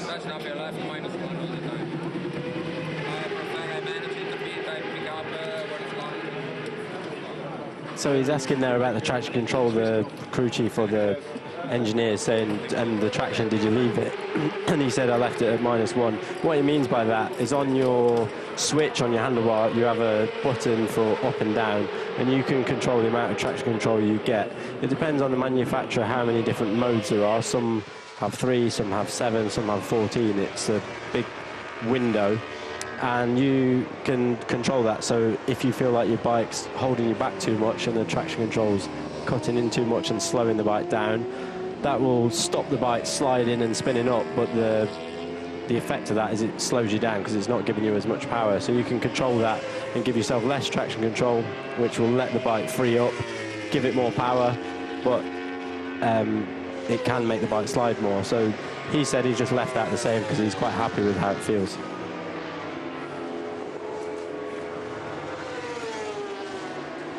Nicolo, your opponents are lucky that you're injured because you just set a new lap record here in Spa. 20.2 in the race, stint by stint, you are going faster and faster. Well, I don't know what to answer, to be honest, because I truly feel really hard to change direction, but the bike is amazing. It's really fantastic. Tires also also makes my life easier. And we knew that we had to push because we have to do one stop or more. So I was trying to give my best to, like my teammates, to try to open this gap, but we are quite well. Yeah, we talked about it earlier in the race that the strategy was to push at the maximum because you had to make one stop more than the others. But looks like you recover already that stop, even you take some advantage. So it looks very good. Yeah, well, it's a matter of strategy, you know. You always have to choose if you want to do one stop less but go slower. But then it's also difficult to overtake the other riders and everything. We tried both combinations during the week, but we like it more to have a little bit more power, knowing that we have to push. But like this, we like it more, this kind of strategy. Perfect. Good luck for the rest of the race. Thank you. Thank you. Yeah, very happy there is Nicolo Canepa with his day's work so far, and he's watching on as Marvin Fritz will be taking over that for the time being before handing back over to Karel Hanneke, who you believe will be pushing on and maybe taking us towards the end with just under 2.5 hours remaining of the 8 hours of Spa. And yeah, it was very interesting to hear Nicolo say that they went for, just like the BMW squad, go for a bit more power, which obviously drinks up a little bit more fuel, but to give them a bit more of a head start, so to speak. Yeah, it's the fascinating part of endurance racing, that balancing act the whole time of performance over pit stops, and like they said, they've gone for the option of going all out, going faster. It's a little bit high, a little bit more of a risk, because if you make any mistakes pushing on, then you're obviously going to cost yourself time doing that, but they're happy to take the risk that they'll do the extra pit stop, knowing that they can gain that time up during the entirety of the race, which they've done perfectly. They can now manage the gap. They've got a 19-second gap to Cert behind them, which we will see Cert do one less pit stop if they've managed to fuel a little bit better. But obviously that's not enough for them to claim the victory if it carries on like this. Having said that, there's another 2.5 hours of racing left, and if I've learnt one thing watching endurance racing, it's never over until it's over. Yeah, anything can happen, as we've seen with the number 11. I think they've been listening to you, Taylor, because they've teed up something absolutely brilliantly here. It's not over until it's over. The number 11 KWT WeBike squad, they're running in fourth until they had a problem coming towards the end of the lap. But so far, it's so good for Yart, and they look like they've played their strategy to absolute perfection for the time being. But it will be quite interesting to see how their lap times perform, and Marvin Fritz is lapping almost 3 seconds slower than the best lap that Nicolo Canepa did in his stint, but that'll be a combination of maybe just taking a little bit easier as the temperature comes down, and with a full fuel tank as well, the bike will be a bit more lazy, so to speak. Yeah, and also at this stage of the race, you're also managing that risk versus reward. They know they've got a gap now. They need to maintain that gap. They don't need to be taking any extra risk. They just want to hold Suzuki where they are behind them. But also in that, there's a new rider. Every time the rider changes, they go out with a full tank of fuel. They go out with a new set of tyres, and all of that comes into account as well. The rider. This is a part of endurance racing. It's the first and second lap of all these stints. There's huge amounts of time to be gained and lost in those stints where the riders are getting used to the bikes again, and the quicker they get back up to full race speed, the better over the long run, because all these 2, 3, 4 seconds, that really adds up. After you've had 10 pit stops, you're 40 seconds by the end of the race, which is more than enough to win and lose these races. Yeah, and Mackenzie's maths are coming back into the fore again with that one. We're getting there. We're getting there. I think you've pretty much nailed it, to be honest, for this one so far. I've also used my technical expertise via a mechanic, Chris Anderson, who's sat at home watching and a lot more experience than me, and he has just confirmed that they're putting a new engine, he thinks, in that Kawasaki. So I was right to think it sounded fairly terminal. I've ridden my fair share of terminal sounding bikes in my career, and I was pretty sure that's what it was. But at first, they're obviously just going to try and quickly fix electronic issues, throttle bodies, things that they can quickly change just to check that it's not that. But now it looks like they're going to have to replace the engine, which is obviously, if this was going into your dealership, it could be in for a week's service getting a new engine in, but luckily in this endurance racing, they managed to get it in probably 30, 40 minutes, depending on what they have set up ready to go. Yeah, they're not the best in the world for no reason whatsoever. Incredible what these teams can do, and they'll be practicing for moments like this, won't they, throughout the year, not just how fast you do a pit stop, but also if the bike breaks down, if the rider crashes, how quickly can you replace parts on the bike. Yeah, and a lot of these teams, well, not a lot, all of these teams will have sub-assemblies made up. So we saw earlier in the race, TSR had to replace the handlebar. That handlebar is pre-made in the workshop during the week with a grip, the brake reservoir, the lever, every single switch you can think that goes on that handlebar, all the electronic components that clip into that, they're all sat on that handlebar waiting to go. So if they do have a crash, it's just a case of putting that clip on straight onto the fork tube and away they go. Because otherwise, that's where this time creeps in. If you imagine you had to put a handlebar on and then fit the grip and everything else that comes along with it, you'd be there forever. So that's what these teams do. They don't have a second bike waiting in the garage, but they do have pretty much a motorbike waiting in bits, so they can just wheel these parts in and out really quickly in the event of a crash. Yeah, fingers crossed we've seen the end of any of the crashes, but I imagine probably not, to be honest, with 2 hours and 23 minutes to go of this race. And if you've got any questions you'd like to fire the way of myself or Taylor, just get in touch with us via Twitter. You can find me at Liam Hodgins 48, but I would suggest maybe fire your best questions over to the expert on my left-hand side, where you find him at Taylor Mac 77. You've seen me on that. Nice and easy to remember that one. So yeah, we've had some great questions coming throughout the day for myself and Taylor, but also for Tom and Simon, who will be back with us in about 22 minutes time for their final stint before we take you to the checkered flag in just over 2 hours time. And we're watching the CERT squad, but also the triple three, Stephen Odendal. I had to take a double look for a second with the helmet because it looked like a Valentino Rossi helmet circa 2015 that Odendal was racing with there.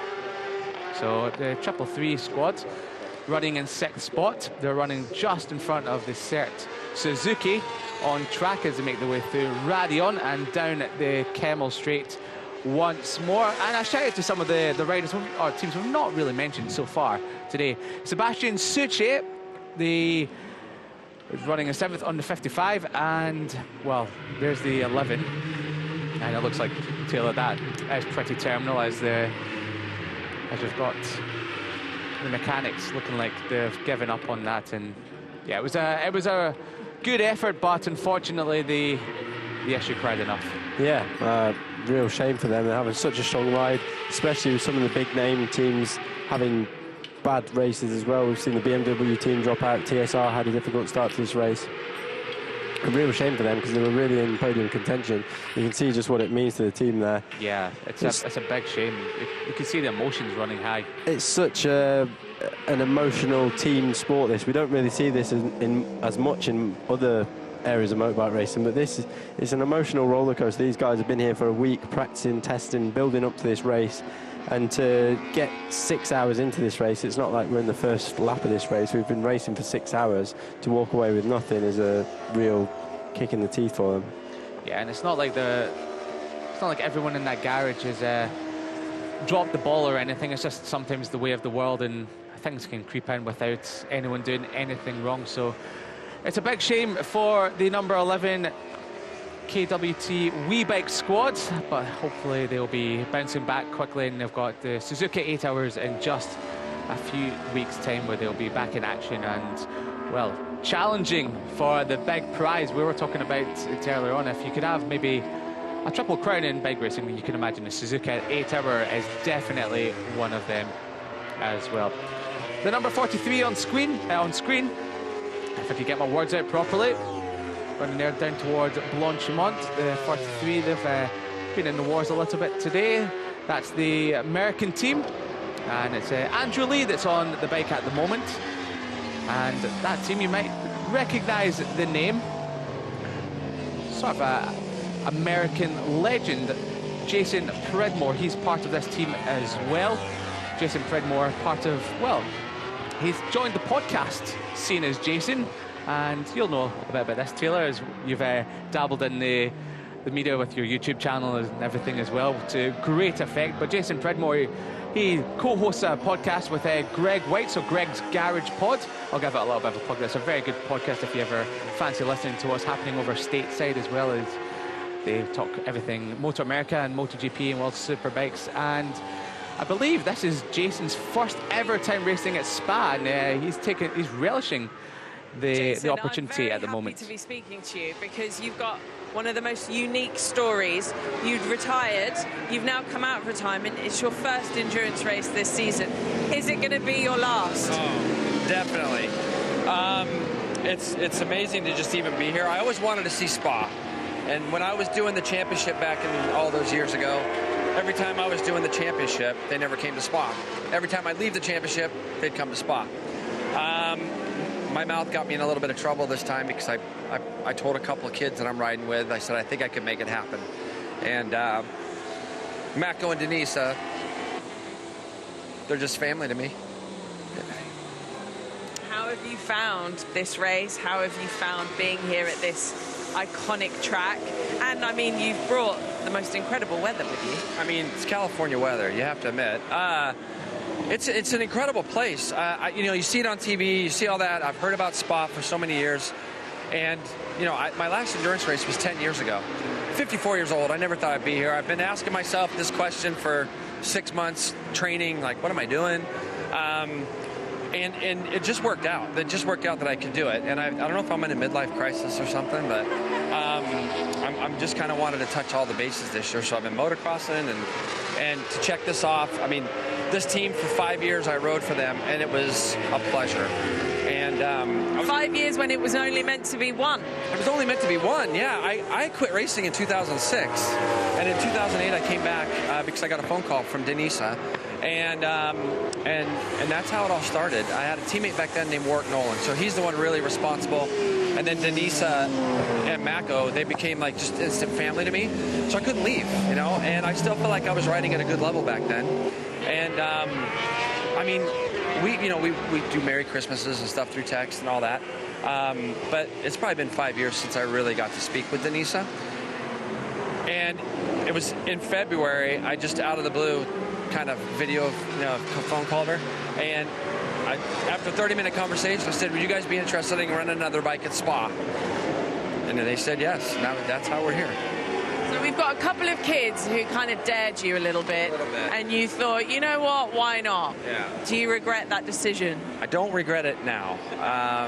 It's just been an incredible trip. I love all these people. I have friends over here with me, and you know, it's the last one, so it kind of gets you a little bit. But I just had a tremendous last stint, and I pushed all the way that I could, you know. And for me, that was important, and I had a blast. Yeah. Jason, you are an absolute inspiration, because at 54 years old, doing an 8-hour race at Spa is absolutely incredible. And you're such a joy to speak to and have around. Yeah, pretty mental, but yes, I'm thrilled to be here, and thanks for interviewing me. Thank you very much. Thank you. Well done. Thank you. Jason Predmore there, AMA royalty, race winner during his time, 17 times in the Super Stock class, and 2002 AMA Formula Extreme champion. Also raced in the EWC back in the day, but first time getting to ride at Spa, so I can imagine if you're going to go out, Spa is the place to do it on a high, as we're watching the number 85.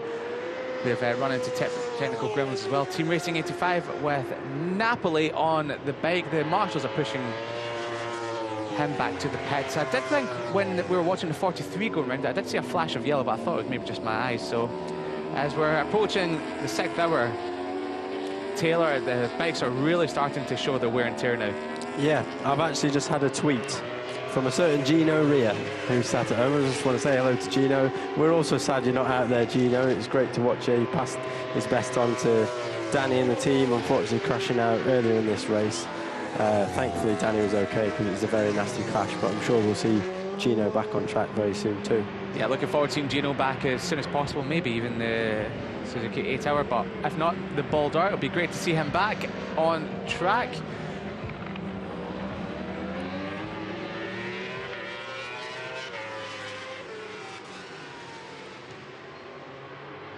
So another lap. So we're watching the number 4 currently in 3rd spot. And it's Hugo Claire on that machine at the moment. 2 laps down on your race leader, but 2 laps ahead of Nico Toni on the Kawasaki 8 machine. So basically in no man's land at the moment, but I think they'll take that considering how good of a weekend it's been so far for the number 4 Tati Team Behringer Racing Squad on the Honda CBR 1000RR. So Hugo Claire putting in a great stint at the moment, and it'll be great for him to get a podium today because it will be his 30th birthday in just 3 days' time. So that'll be a nice early birthday present for Hugo Claire, and I can't imagine anything more sweet than standing on a podium ahead of your birthday. Did that ever happen to you, Taylor? Did you ever give yourself a nice little podium to celebrate your birthday with? Well, my birthday was in February, so... very difficult then. It was tricky, that one.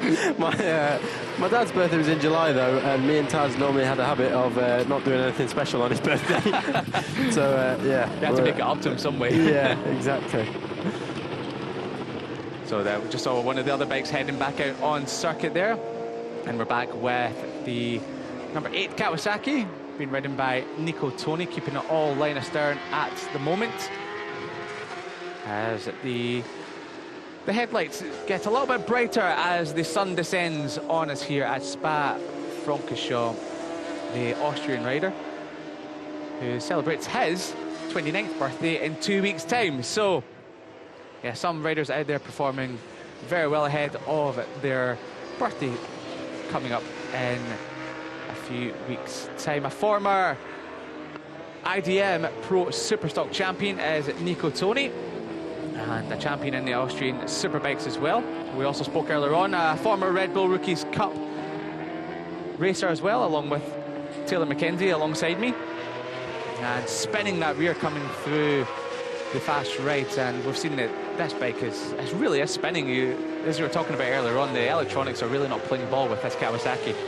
Yeah, you can hear, well, you can't actually hear any electronics kicking in like you can on some of the other bikes. Oh, he's up at number 14 potentially. Oh, this could be, oh my goodness, Chris Walker. He thinks he's back at Alton Park. He thought that was Neil Hodgson up the inside there, and his instincts kicked in, yeah, and he swung through.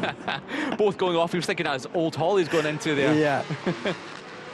Oh, that was a very close call there for Chris Walker, and well, the rider came up against Kevin Callia. He is on an Italian machine, as Neil Hodgson was back in 2000, but it was a Ducati back then. It was an Aprilia this time. So Kevin Callia and Chris Walker get away, and just like most times when you come up against Chris Walker, he comes out on top, and you got out of the corner and ahead of the 1111 Aprilia.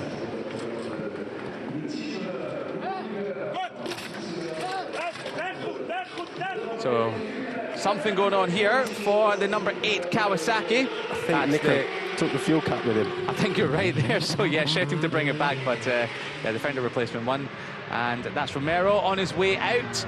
And well, going to be trying to tame the bucking Bronco Kawasaki that he has underneath him. As we just saw towards the end of the stint only a few moments ago, the number 8, when Nico Toni was on the bike, spinning and weaving, coming out of the right-hander towards Blanchimont at the end of the lap. So we now have Romero taking that as we watch the Yoshimura Cert squad make another pit stop. And that'll be Greg Black coming in and handing the bike over. Another slick pit stop, you can imagine, and he'll be heading that over to Masson. And he'll be out for, it's been almost an hour. That was a 50-minute stint, was that, by the Yoshimura Cert squad. So not quite the longest stint, maybe take away a lap or two that we've seen from the Suzukis. But another great stint nonetheless from the squad once more. So we're listening to the conversation with Greg Black and the team.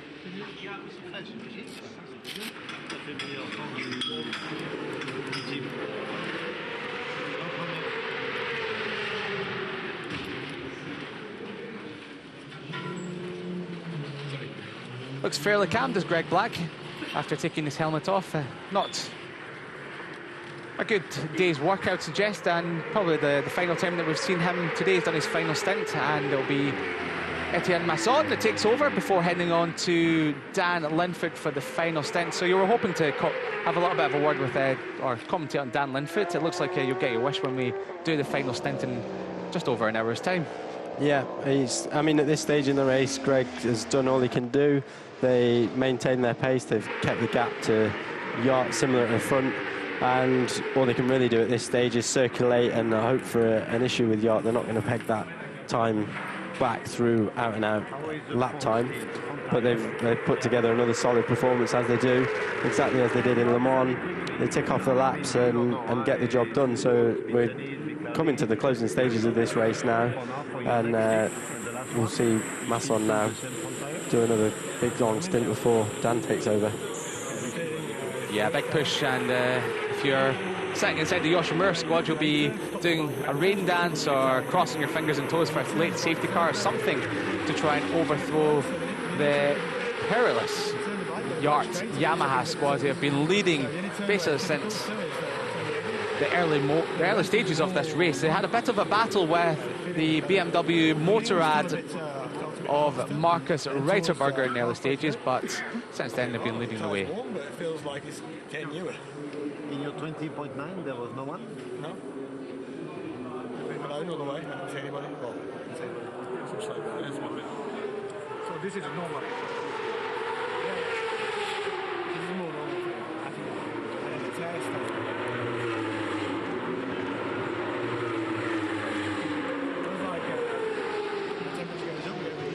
It's always fascinating listening to the riders' debriefs after a stint. Does it bring back any memories, Taylor, of any good memories of after you've come into the pits after a long race and having to debrief with the team, or was that your least favourite thing to do? The one thing that always makes me laugh in these debriefs is watching there's always a polite Japanese man in the garage, in these garages, just nodding his head politely. Whether he's actually agreeing with what they're saying or not, they always have this polite nod. They do, yes. Yeah. Unless they're just being polite and just be like, I understand, but I don't understand at the same time. It's not quite the same when you're debriefing with Italian people, let me tell you. So there's a lot more arm waving going on.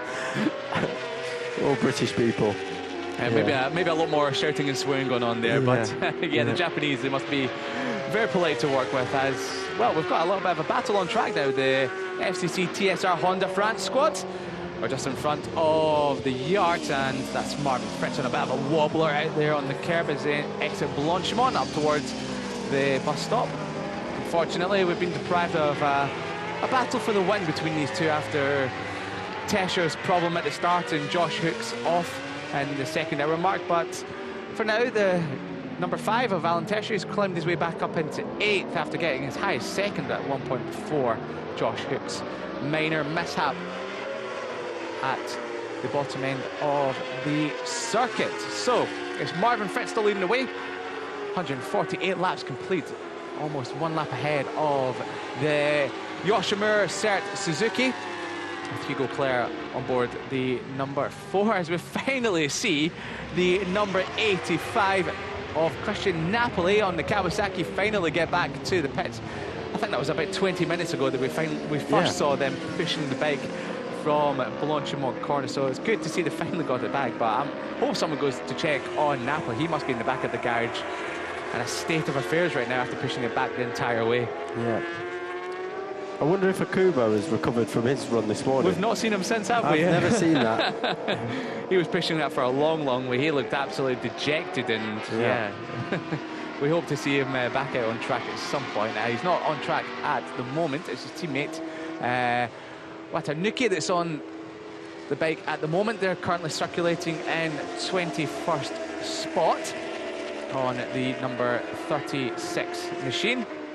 So after the efforts of Okubo to bring the bike back to the pits. At least they're still circulating on the 3 best of bike. Oh, a bit of a moment there, getting sat up.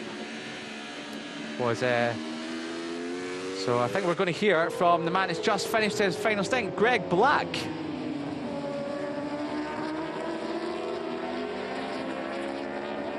Greg, just over 2 hours left. Talk to me about track conditions and just give me a bit of an update, really, as we near the end.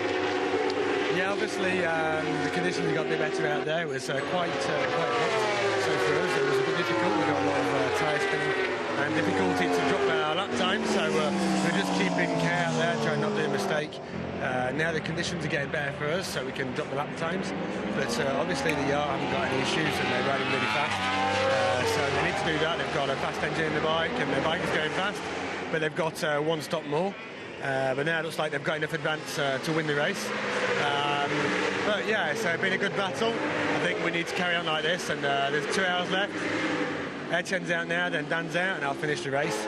Hopefully we can get a podium here, and it'll be a good result for the team. When I spoke to Etienne, he said that he was finding it really difficult to grip because of the heat. Were you having the same experience, and has it got better now that it's slightly cooler?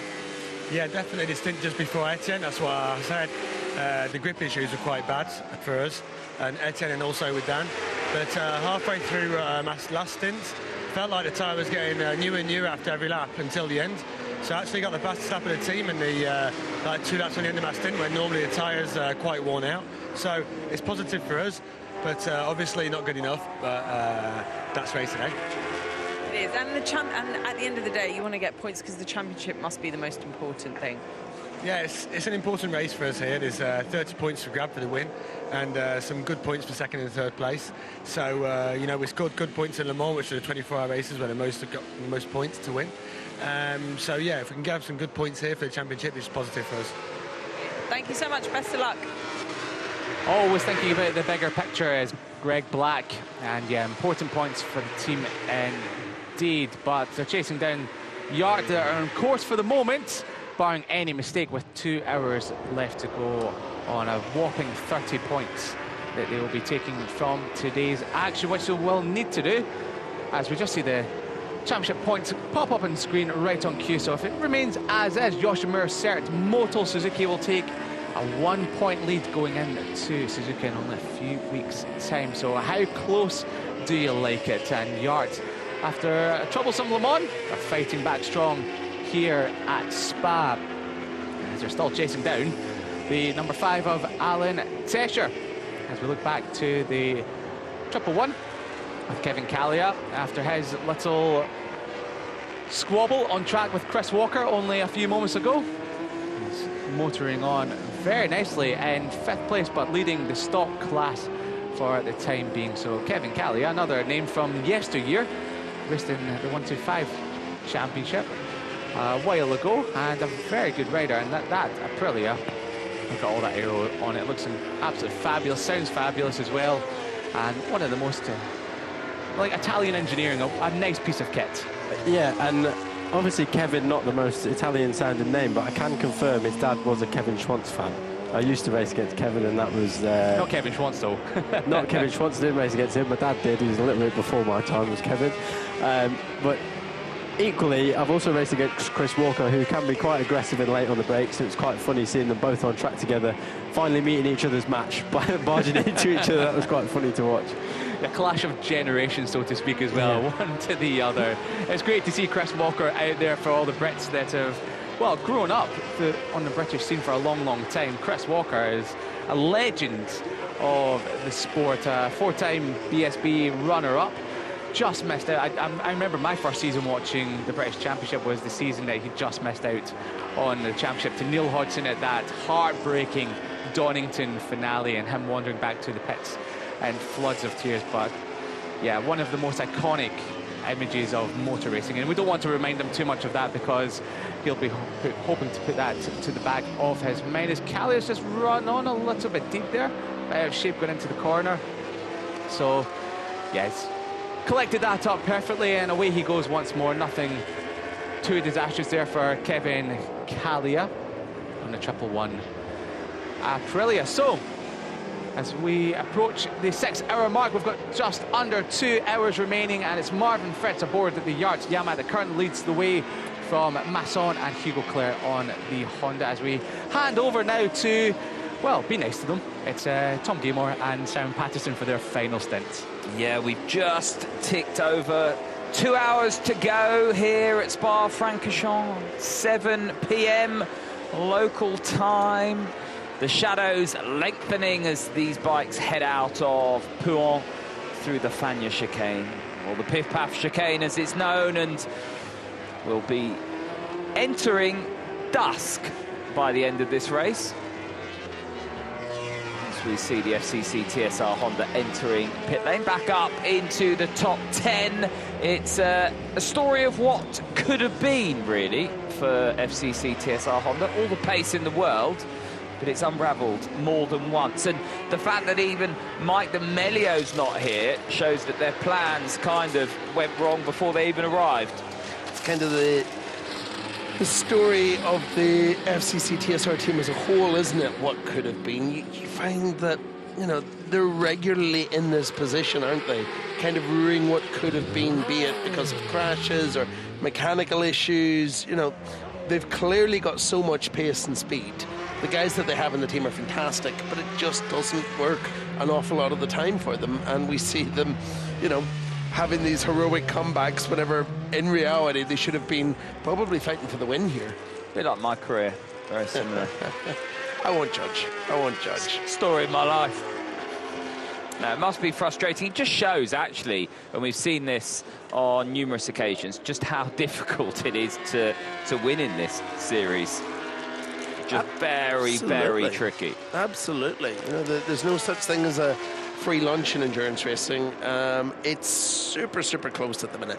This is as good an era as it's maybe ever been in endurance racing in terms of, you know, factory-backed competitive teams. Yeah, we've had good times before in the past, don't get me wrong, whenever it was a regular Honda World Superbike riders and MotoGP riders, Grand Prix riders as they were at the time, but no, we're in a good place for this series right now. It's cool to be a part of it.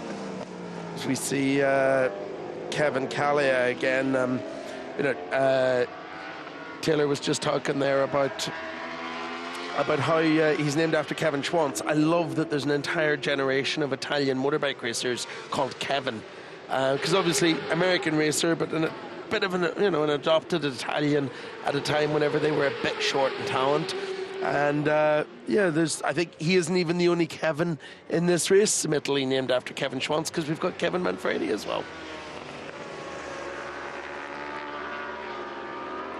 Well, the Aprilia has been a bike that hit the front right at the beginning in the opening laps, and is a bike that just has not gone anywhere.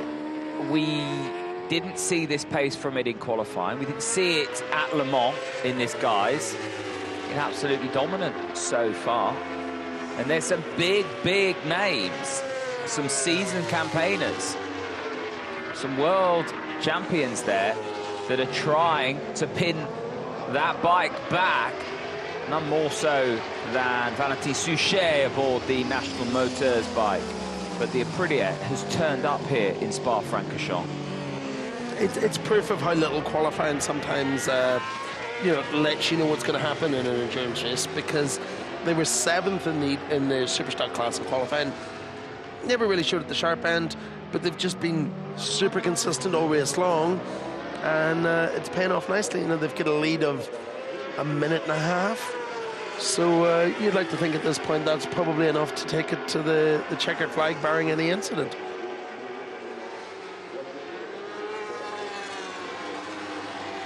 It's all going to come down to that final window and whether or not anyone owes us a pit stop. Is there a splash and dash? Here's the 333, the Honda Vitesse. Stephen Oddendale started that bike, currently in 5th place overall.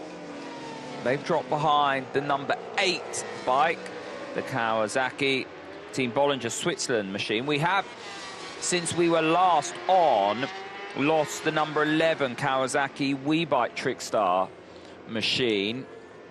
That's out, one of the retirements. Let's look at the retirements, actually, whilst we're at it. 37 bikes started.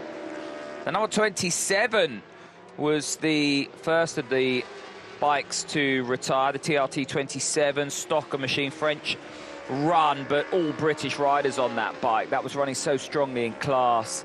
That retired. The 777 Wojciech Stocker retired. Daniel Webb, that's huge high side. The no-named left-hander. Then, of course, the 37 BMW, the 41 Chrome Burner, and the wee bike.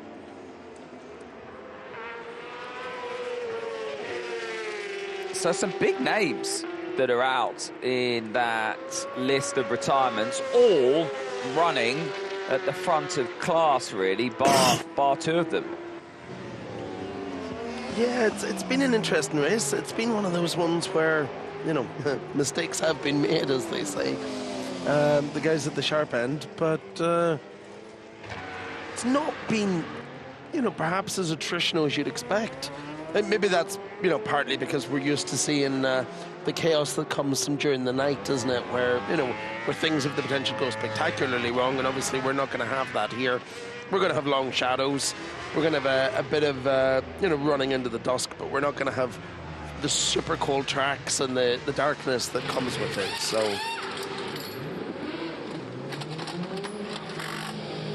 On the field, tears in. Stephen Ordendal offered that bike.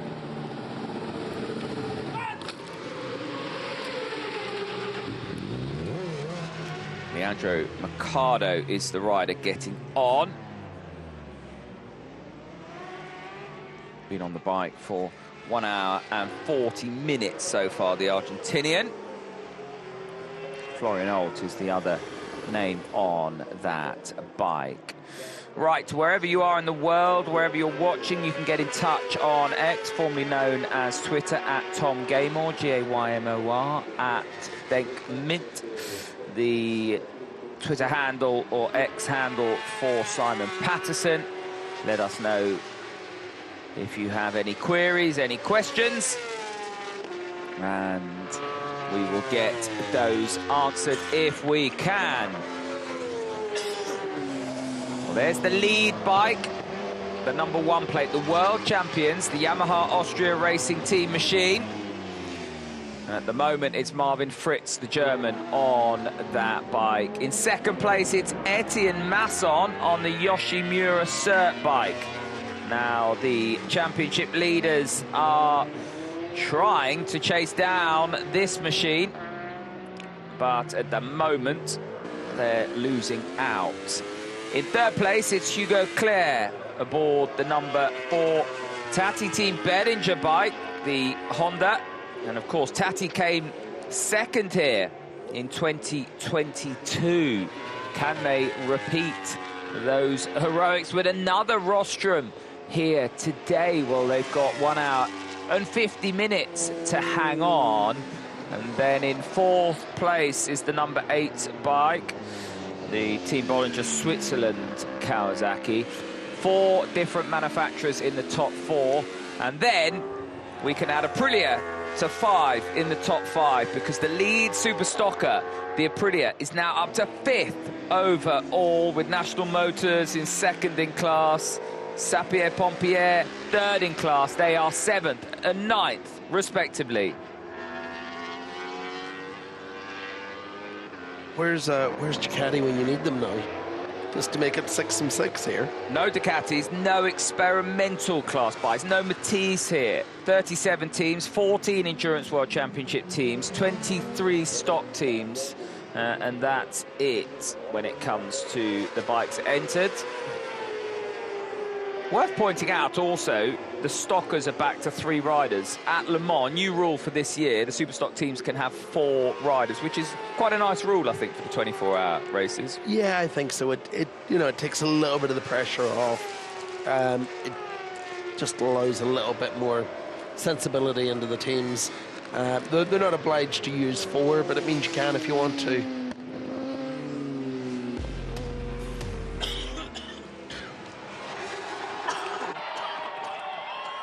Well, just over 6 hours ago, we got underway in the perfect sunshine in Spa-Francorchamps. The FCC TSR Honda bike was slow away, but the Yacht Yamaha, the Yoshimura Cert bike and the 37 BMW were not. Alan Teixeira would fight back through the field and close up to the front runners in that opening stint, passing the BMW Motorrad machine on the run to Blanchimont for second place.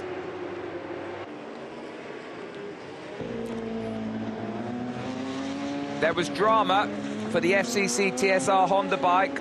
Josh Hook at Campus losing the front, and they would lose 6 minutes in pit lane.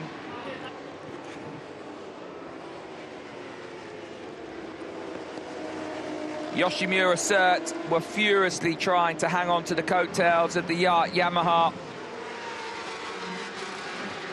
Mistake-free and riding as quickly as they possibly could, but no one could catch Nicolo Canepa, Karel Haneke or Marvin Fritz. Trying hard was Sylvain Quintoli. He had this spill, a legacy of either oil on the tyre or some engine and electronic difficulties. That bike would then retire. They tried to fix it, but couldn't.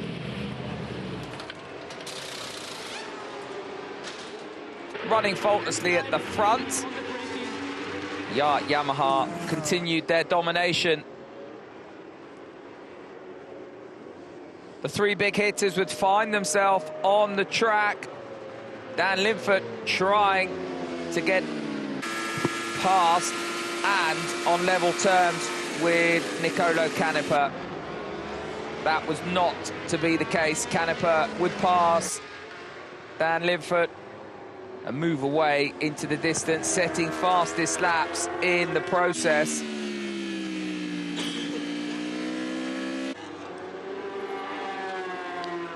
That left Dan Linford fighting it out with the FCC TSR Honda. But with 1 hour and 45 minutes to go, it's Yacht Yamaha on the left who lead in the EWC, and the Aprilia bike that leads in Superstockers.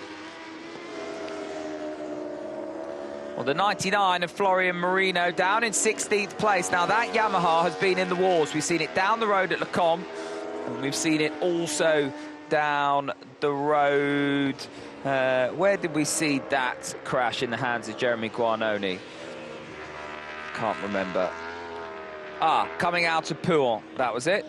My memory returns, just like that. Florian Marino there, not hanging around. Tips it into Campus. We've already seen Josh Hook go down there. Now, fully on the pipe, cranking it open as the bike moves through the gears, through the fastest section here, down to Blanchimont. I mean, that's quick in the dry. In the wet, you need to be fearless there. I think, you know, what Jason Pridmore was saying earlier was pretty spot on. He's brought the California weather with him, hasn't he?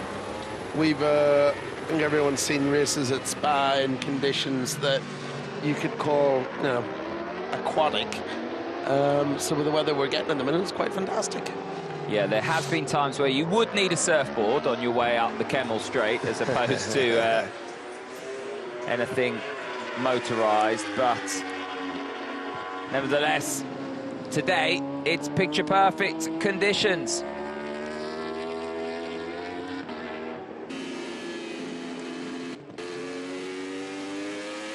We haven't seen too much of the Yacht Yamaha. Normally, when we're pictured on it, it's when it's disappearing off into the distance.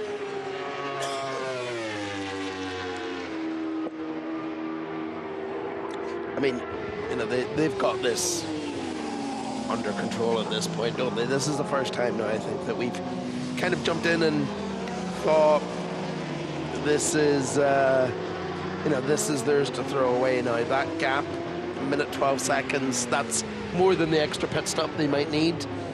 as it stands right now, both of them are on, well, we're in the same number of pit stops as we see Yart just diving into the pits, with Haneker getting ready to jump off it. And you'd think that if we, sorry, Fritz jumping off it, if we see Canepa jumping on it, no, Haneker jumping on it, I was going to say, if we see Canepa jumping on it at this point, I wouldn't like to be trying to chase him down, would you?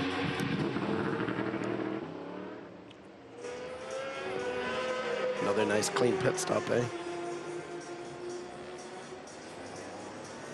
Marvin Fritz out, Karel Haneker having brought it in. Long trundle down to pit lane exit here on the inside of La Source. You keep it on the inside of that white line. Drive the bike down to Rouge Radiant.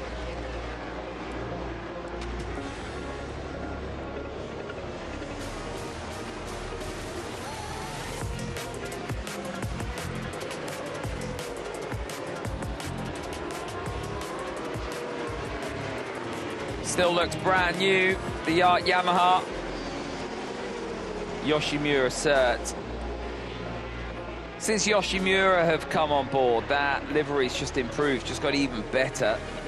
We talked about this livery as well. The Tata Team Bettinger bike made the transition to Honda with it, a new livery. And then the Aprilia, orange and black.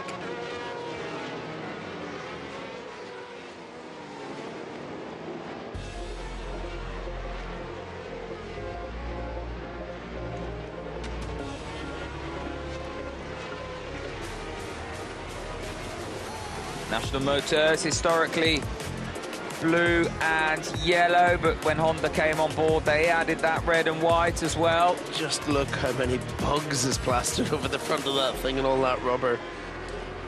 Sapir-Pompier machines always been red and black.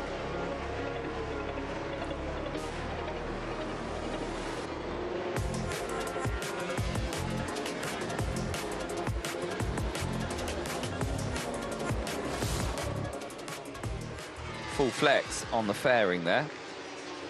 Right, catching up with second placed Etienne Masson through the Fagnes chicane. So 1 minute and 17 seconds behind the Yamaha. That gap just continuing to eke out. And the reality of the situation is now, regardless of where the pit stop sequence is, that's just too much of a gap, Simon. Even if Yart needed to pit. Yeah, they've got a nice, comfortable gap now, a nice buffer. They can take their time, they don't have to stress about it. They don't have to start doing stupid things like we were speculating they might, like double stints to Canepa. Well, given the fact that it's Cert that owes us the pit stop, which will then make the gap even bigger. Yeah, exactly. Nah, it's looking really, really comfortable right now for them. I'd imagine that they're pretty content in the box at the minute.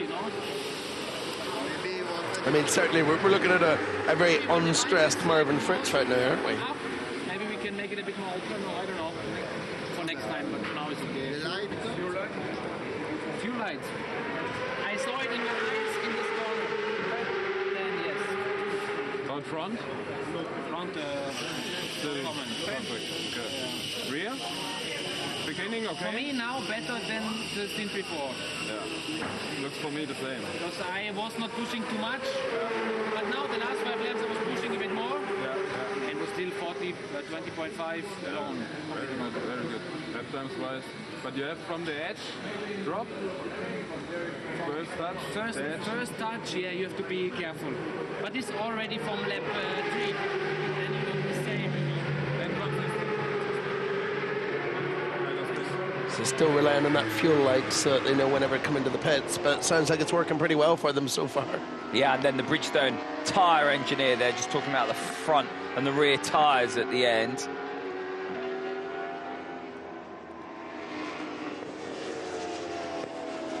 Yeah, I'm not sure how long it's going to be before we see another pit stop for that Cert bike. They've been really stretching that thing out, haven't they? Yeah, well, so the bikes are running about 48, 49 minutes to a stint. We've got an hour and 40 to go, so we can start to work it all out once we hit the final pit stops. I can do my mental arithmetic on air. What could go wrong?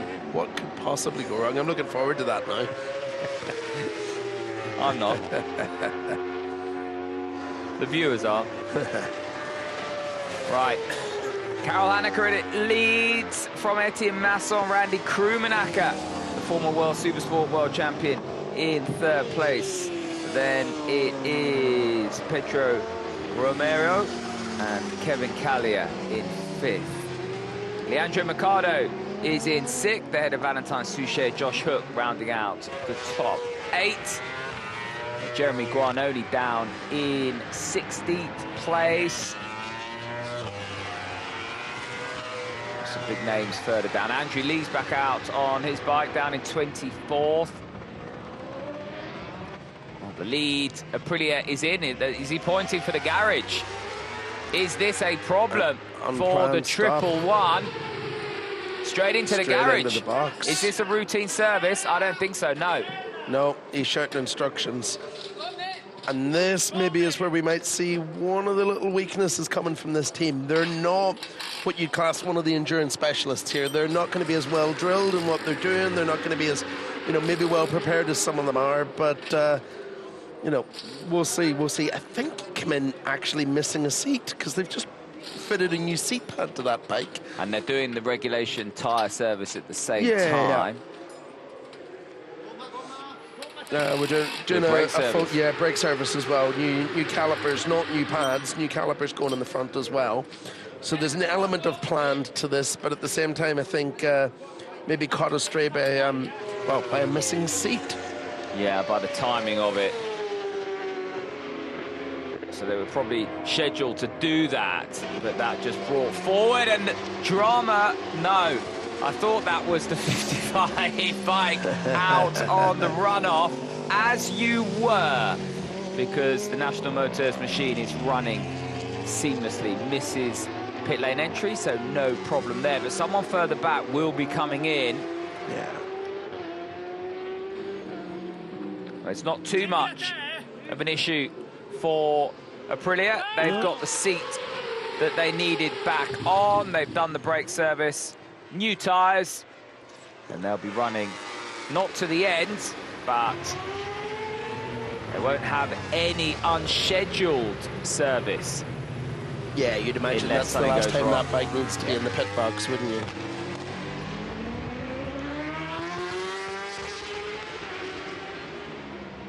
And they've got a little bit of a buffer, that might just leave them comfortable enough. We'll see once they complete their first lap again where they slot in and what that gap is back to the 55 in the stock championship battle.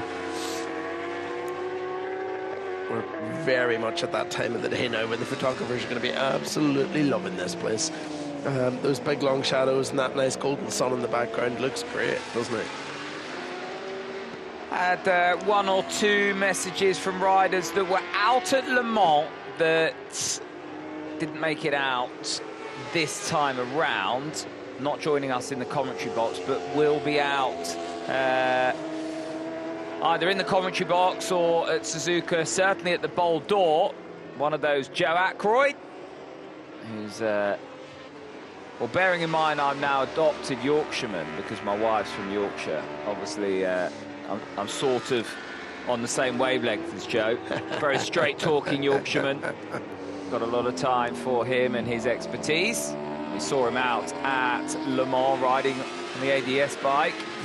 And the other one, Gino Rea, who, of course, we're just all pleased to see whenever we see him, whether or not that's at the breakfast bar or on a bike, because after Suzuka, those years ago, there was a long time where we didn't think Gino would be here. So, Gino Rea, Joe Ackroyd, big hello to you. The place I've most commonly seen Gino recently is whenever we've both been blagging a free lunch in Alpine Stars Hospitality in MotoGP.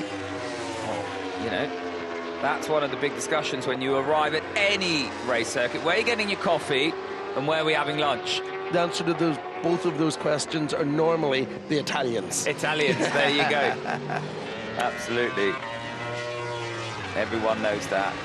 Whenever you start riding or racing for an Italian team as well, you'll spend time in Italy at the factory. They'll plug you full of espressos. No one can ever sleep for the first couple of weeks if you're not used to it.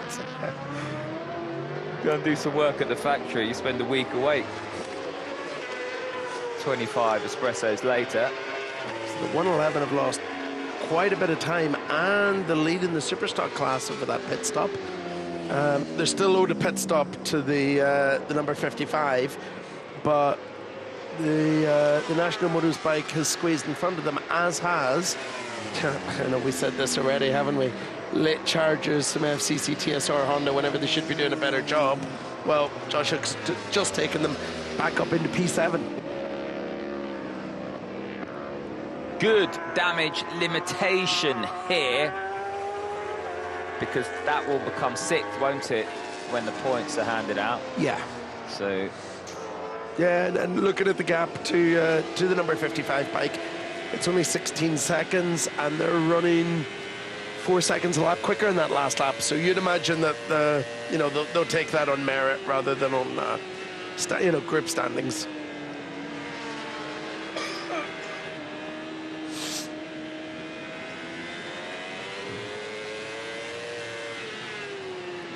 On board the National Motors machine.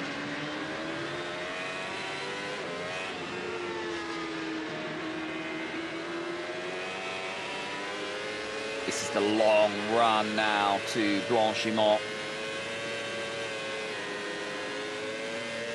You can see how much the bike's moving around, having to wrestle it from right to left and tip it in here. Very, very quick. I want to get on that exit curb and pick a braking spot for the final chicane. Easy to make a Horlicks of this. Don't want to go in too deep, compromise the exit coming onto the start and finish straight. And then it's down to La Source, another innocuous corner where it's easy to make a bit of a mistake. And that's the gap between National Motors and the 1111, the Aprilia Team Avio bike.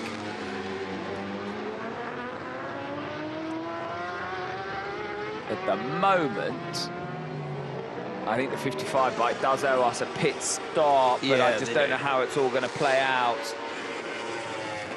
I think we're still expecting that Aprilia to need more stops, aren't we? So it's going to be a bit interesting to see what way that one plays out as well.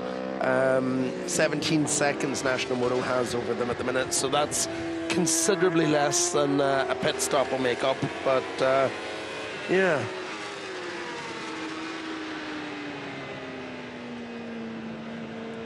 Well, we're approaching the sharp end of this race. 90 minutes to go. And at the moment, it's advantage National Motors, who, of course, were the winners last time out at Le Mans, lead the Endurance World Cup. Of course, for the World Cup, they don't go to Suzuka, so their next race will be the Bol d'Or. Yeah, but with, they've only got 3 races in that championship, and their big rival sitting in second is the Kronberner RAC41 team, who, of course, are one of our DNFs. Yes. So, big opportunity here. Even if they finish second with the Aprilia team not scoring points in Le Mans, there's a big opportunity here to really stretch that championship lead out to a properly comfortable margin.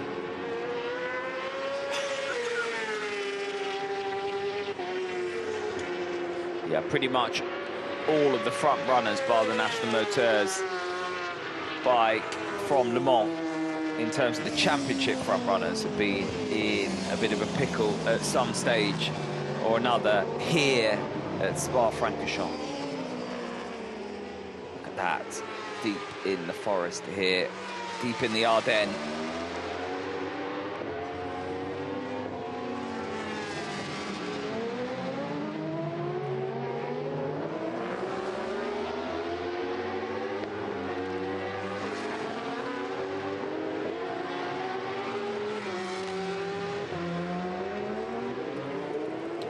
FCC TSR Honda, Joshua Hook continuing on his way.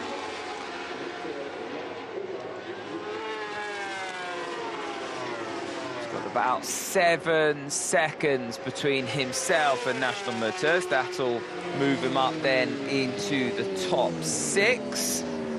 And then it's possible, really is possible, that this bike could get 5th place or even better, 4th. It's a stretch. I mean, it could achieve a whole lot more than that if the wheels really come off, or 1 or 2 of the others up front. But I mean, just on outright pace, they're going along nicely.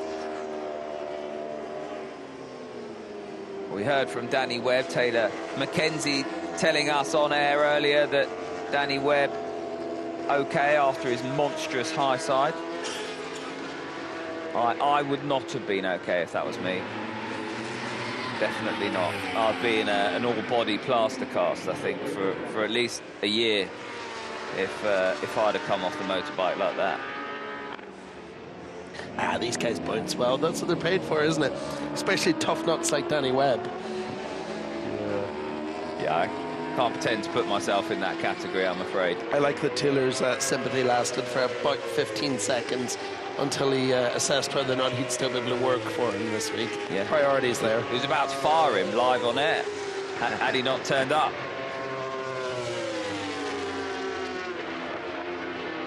Heard from James Whittam as well, over on the Isle of Man. You've just come from there. I have indeed, and I'd like to point out to those who've asked out of concern on my Twitter feed whether or not the reason my voice is a bit all over the place is because of too good a time at the TT. It's definitely not. It's not what you were saying earlier, mate. I wasn't saying much earlier. I'm barely able to speak at the minute, I feel like. He's sponsored by Boots. Other companies are available, of course. That's a great shot as the bikes run down and you just see the sort of curve in the road.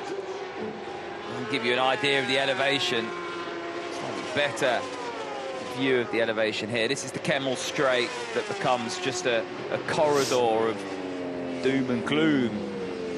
Once the weather comes in, you can really struggle to see in the spray as you run up to Le Combe. Now you start to run downhill. Bit of a bumpy braking zone here into Bruxelles. Very difficult to get off the brake and tip it in. So Sylvain Guintoli have a bit of an issue on the outside of the corner here. No named left-hander here. The modification you can see very different to the conventional car circuit. Pouon, a double apex left-hander, goes on and on this corner. Very easy, as we've seen, to make a mistake. Jeremy Guarnoni made a mistake there, the BMW rider. Not the BMW rider, the former BMW rider, I should say, on the KM99 machine. Honda versus Honda. That's a pass for P6 in the standards as well as on track, yeah. Yeah, Josh Hook flying now. He's got a minute or so to catch up. He's, with the exception of the cert bike, he's the fastest man on track at the minute by a long, long way.